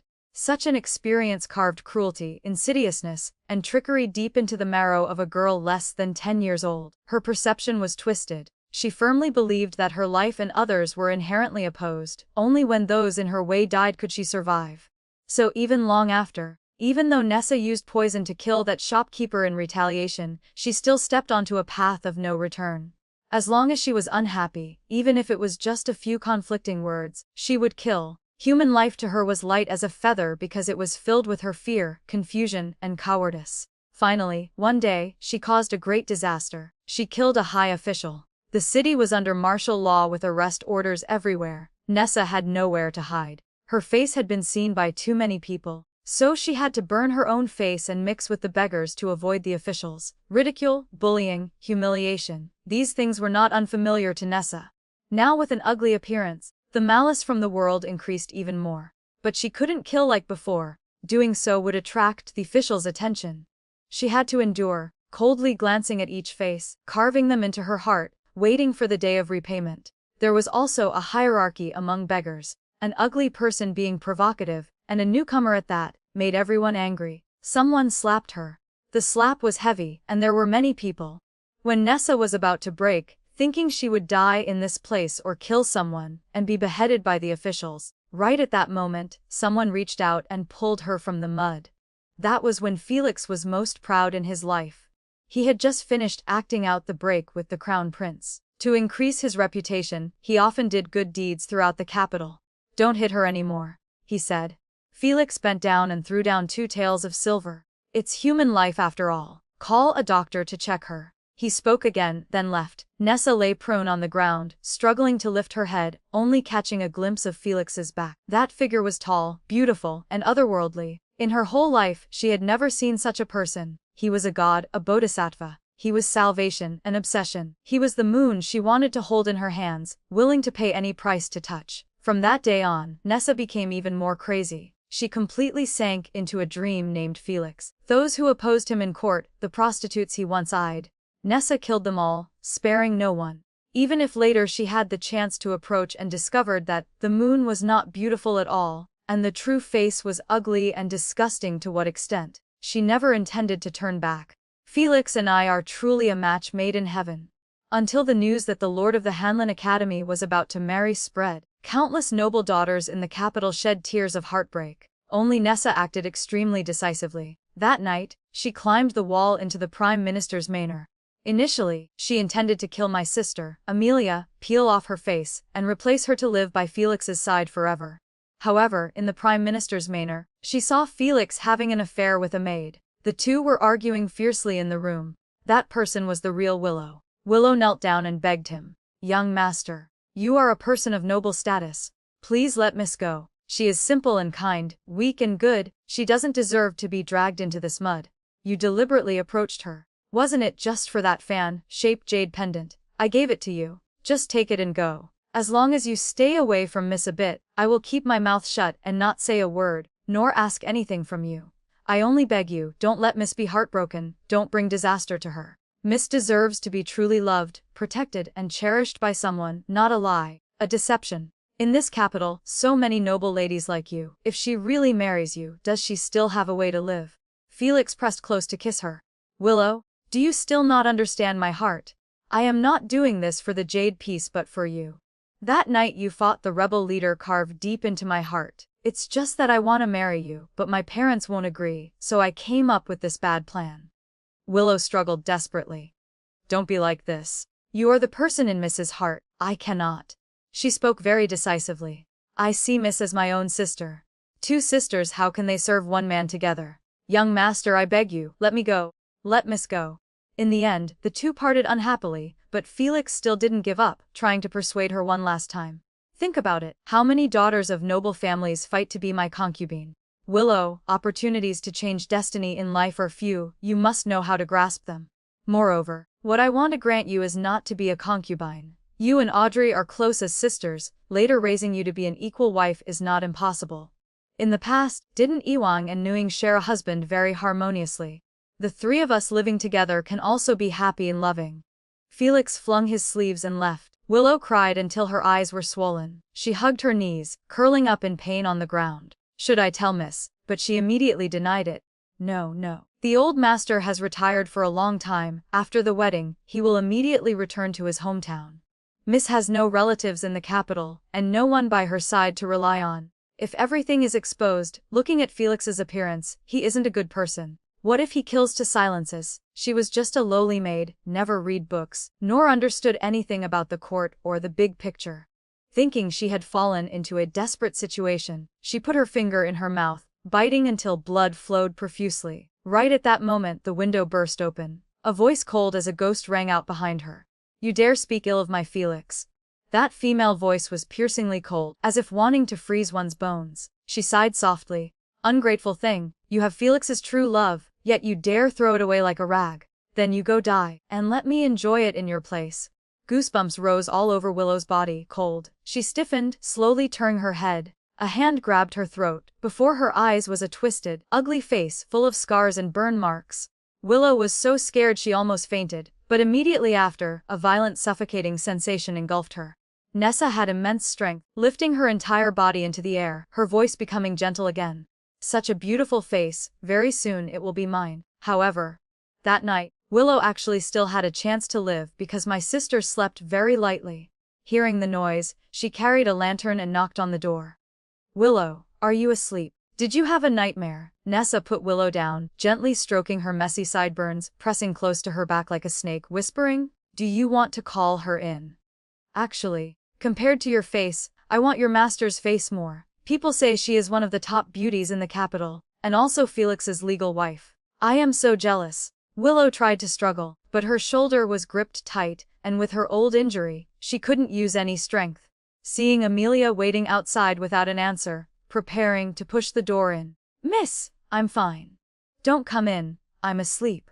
Her voice was hoarse and very soft but firm, just like in the past 10 years, amidst countless dark nights. She gently repeated that sentence. She said, Miss, good night, good night. Life is still long, please take care. A tragedy began from there. Nessa was about to die. This was the most suitable ending for her. Poisoning my sister so she would be tormented by goo poison day and night, stopping at nothing to seize Felix. Then let her be killed by the person she loved. But currently, I still needed her to hold on to one last breath, to push this play to its climax. In the final moments of her life, Nessa witnessed with her own eyes the back she gave everything to pursue, how he feigned righteousness and integrity to dump all crimes on her head, striving to justify himself. That year, just because of a few words of dispute, Lord Yang was cruelly murdered by this slut, and Miss Chuan-er of the drunken Red Tower, just because I composed a song for her, was thrown into the city moat the next day. Things like this, case after case, have clear evidence. This woman is cruel and vicious. I think even beheading isn't enough. She should be flayed and dismembered, her head hung in the market to warn the world. Nessa laughed. She laughed foolishly, laughed silently. Lying on the ground, blood soaking her clothes, looking no different from a beautiful wedding dress, she looked up at Felix.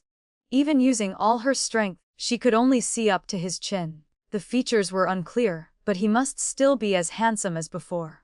So after all these years, he hadn't changed, and she hadn't changed either. Nessa's eyes were full of infatuation and reluctance, as if returning to that small alley years ago, where there was someone who shone light into her life, even if that light was false. Thinking of this, Nessa spoke, her voice soft but her words making one's hair stand on end. Felix, I and you were once passionately in love. You promised me, born in the same bed, die in the same grave. Now I am about to die, so you should come down there with me. Her gaze gradually became excited, her cheeks flushing slightly. The final glow made her whole person seem to emit a light of happiness. She used her shoulders to lift her upper body, staggering to kneel on the ground. Princess, I admit guilt. I did it all, including harming the crown prince. Felix says so, then it is so. But please think, princess, I am just a female bandit in the martial world. I don't know anyone in the court. How can Lord Shu list my crimes so clearly? It is all because he is the mastermind behind everything. She clutched her stomach, her voice wheezing and broken, but every word rang out clearly. Then she threw the final blow. Not only that, I also want to point out Felix. He murdered his own father, Nessa. This name was roared by Felix, cutting her off. What nonsense are you talking about? How dare you smear my reputation? Do you know those words will doom me beyond redemption? Is this what you want to see? You are cutting off your own retreat. He was hinting to Nessa, telling her to plead guilty first. Even in prison, there would be a chance to turn black into white. Felix, your words are still so sweet. Nessa stared blankly into his eyes, word for word. But now I only want you to keep your promise. Share a bed in life, share a grave in death me. That is what you promised me.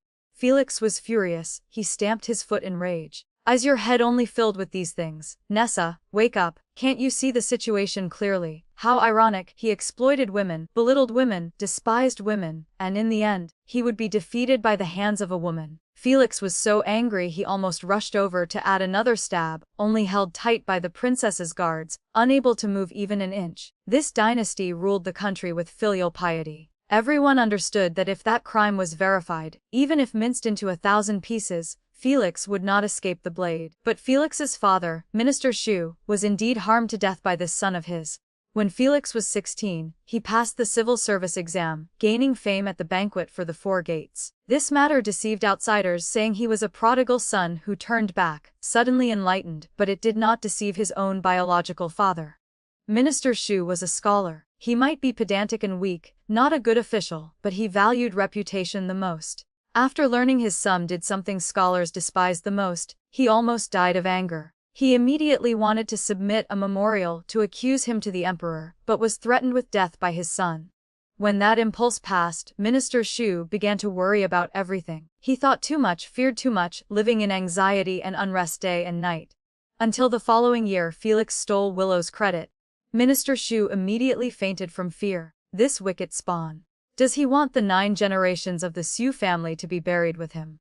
When he woke up, the marriage contract between the two families was set. The situation could not be salvaged. Jade came to the door, demanding justice. Her words were intense. You people are too much. Your son took my body. Now I carry his flesh and blood in my belly. Yet you betrothed him to someone else because you despise my family's decline and lack of backing.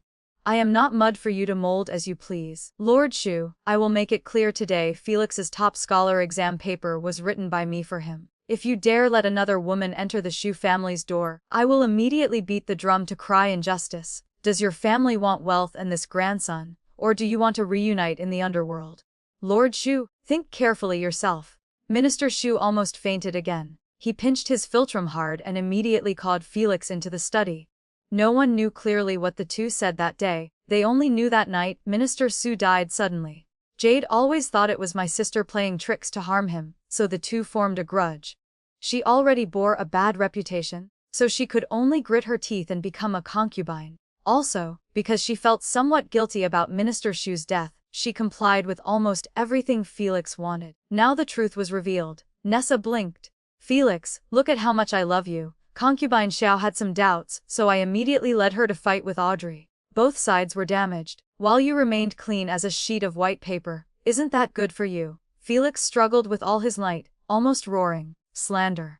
This is slander, just with your mouth. Accusing with one sentence can convict me. I am an official of the Grand Secretariat appointed by the Emperor himself. You don't believe me, yet you believe the words of a female bandit. Is there still heavenly justice? Is there still royal law? Nessa looked at him calmly and smiled slightly. Who said there is no evidence? Felix, I don't mean to criticize you, but your method of killing was truly too clumsy. You used arsenic and bought it at a pharmacy, leaving a record. If I hadn't covered for you, tampered with your father's body, and killed the old shopkeeper of that pharmacy, you would have paid with your life that day. Where would today's glory be? She suddenly remembered something and covered her mouth with her hand, her smile deepening and becoming colder. Right, that record sheet. I have always kept it with me, never leaving it for a moment. Felix, I sacrificed everything for you. To this day, do you still not understand who loves you the most? Finishing her words, Nessa took off the small pouch hanging around her neck, tilted it slightly, and a piece of paper fell to the ground. Everyone saw it clearly. Felix could not bear it anymore. Nuff. Princess Luna signaled slightly. The guards intentionally loosened their grip, letting Felix break free. He rushed forward like a madman, beating and cursing Nessa, fiercely stabbing the dagger 2 inches deeper. Nessa immediately spat out a large mouthful of blood, but she felt no pain, no sensation anymore. She just tilted her head and bit hard on Felix's shoulder. Felix screamed in pain, both furious and terrified, howling as he pulled the knife out and stabbed it in again. Repeating this, Nessa's body was covered in blood, no longer recognizable as human. By the time the guards rushed in to pull the two apart, Nessa had long stopped breathing. Yet she was still smiling. A happy but bizarre smile. Her mouth still held a piece of flesh from Felix's shoulder. As if only then could she completely merge with the person in her heart, fulfilling a promise for the next life. And Felix completely collapsed. He lowered his head like a person who had lost his soul. Wronged. I have been harmed miserably by this slut. Princess Luna's eyes were full of murderous intent. She said coldly, "Throw this beast into prison for me. This princess wants to interrogate this case personally."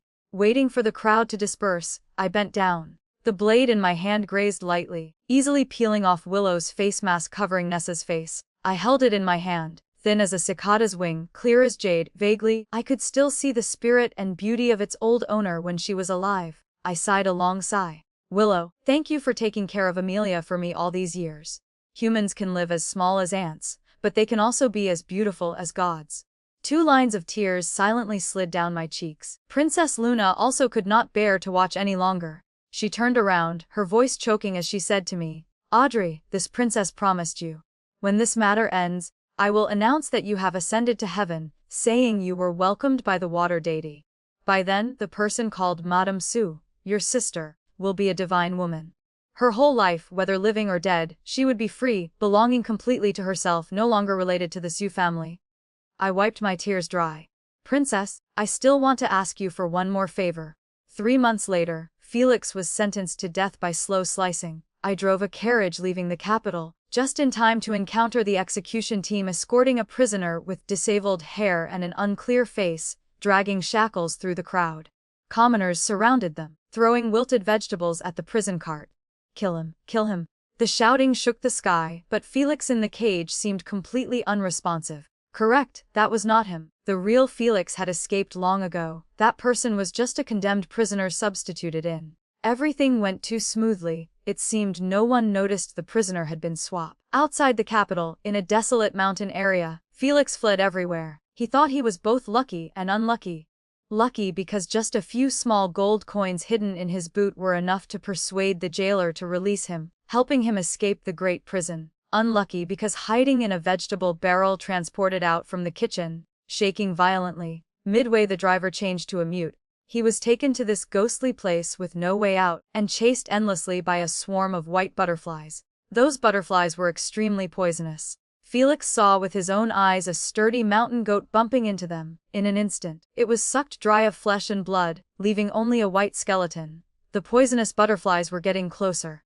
Felix dared not stop, running blindly in panic, finally running into a dead-end canyon. All 3 sides were vertical cliffs blocking the way. He truly had no escape. In that moment of despair, the butterflies seemed to disperse. Felix turned his head in joy, only hearing a female voice softly humming, the tune distant and echoing. Then the soft crunch-crunch of footsteps, the swish-swish of a long blade dragging on the ground. All those sounds were amplified by the surrounding cliffs, making one's spine go cold.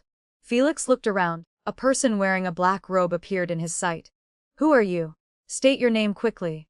Felix tried to harden his voice and shout, his heart full of fear. I lifted the hood, smiling gently at him. Husband. Felix's face turned pale. You are not Audrey. Who are you? Finally willing to use your brain. I smiled even brighter, enunciating each word clearly. Let me introduce myself to my brother-in-law. I am your executioner today. My sister and I share one identity. I am called Audrey Chen. The story ends here for now. If it touched your heart or left you thinking, I'd love to hear your thoughts in the comments. Please like, subscribe, and share Raccoon Tale to help more stories come to life. See you in the next tale.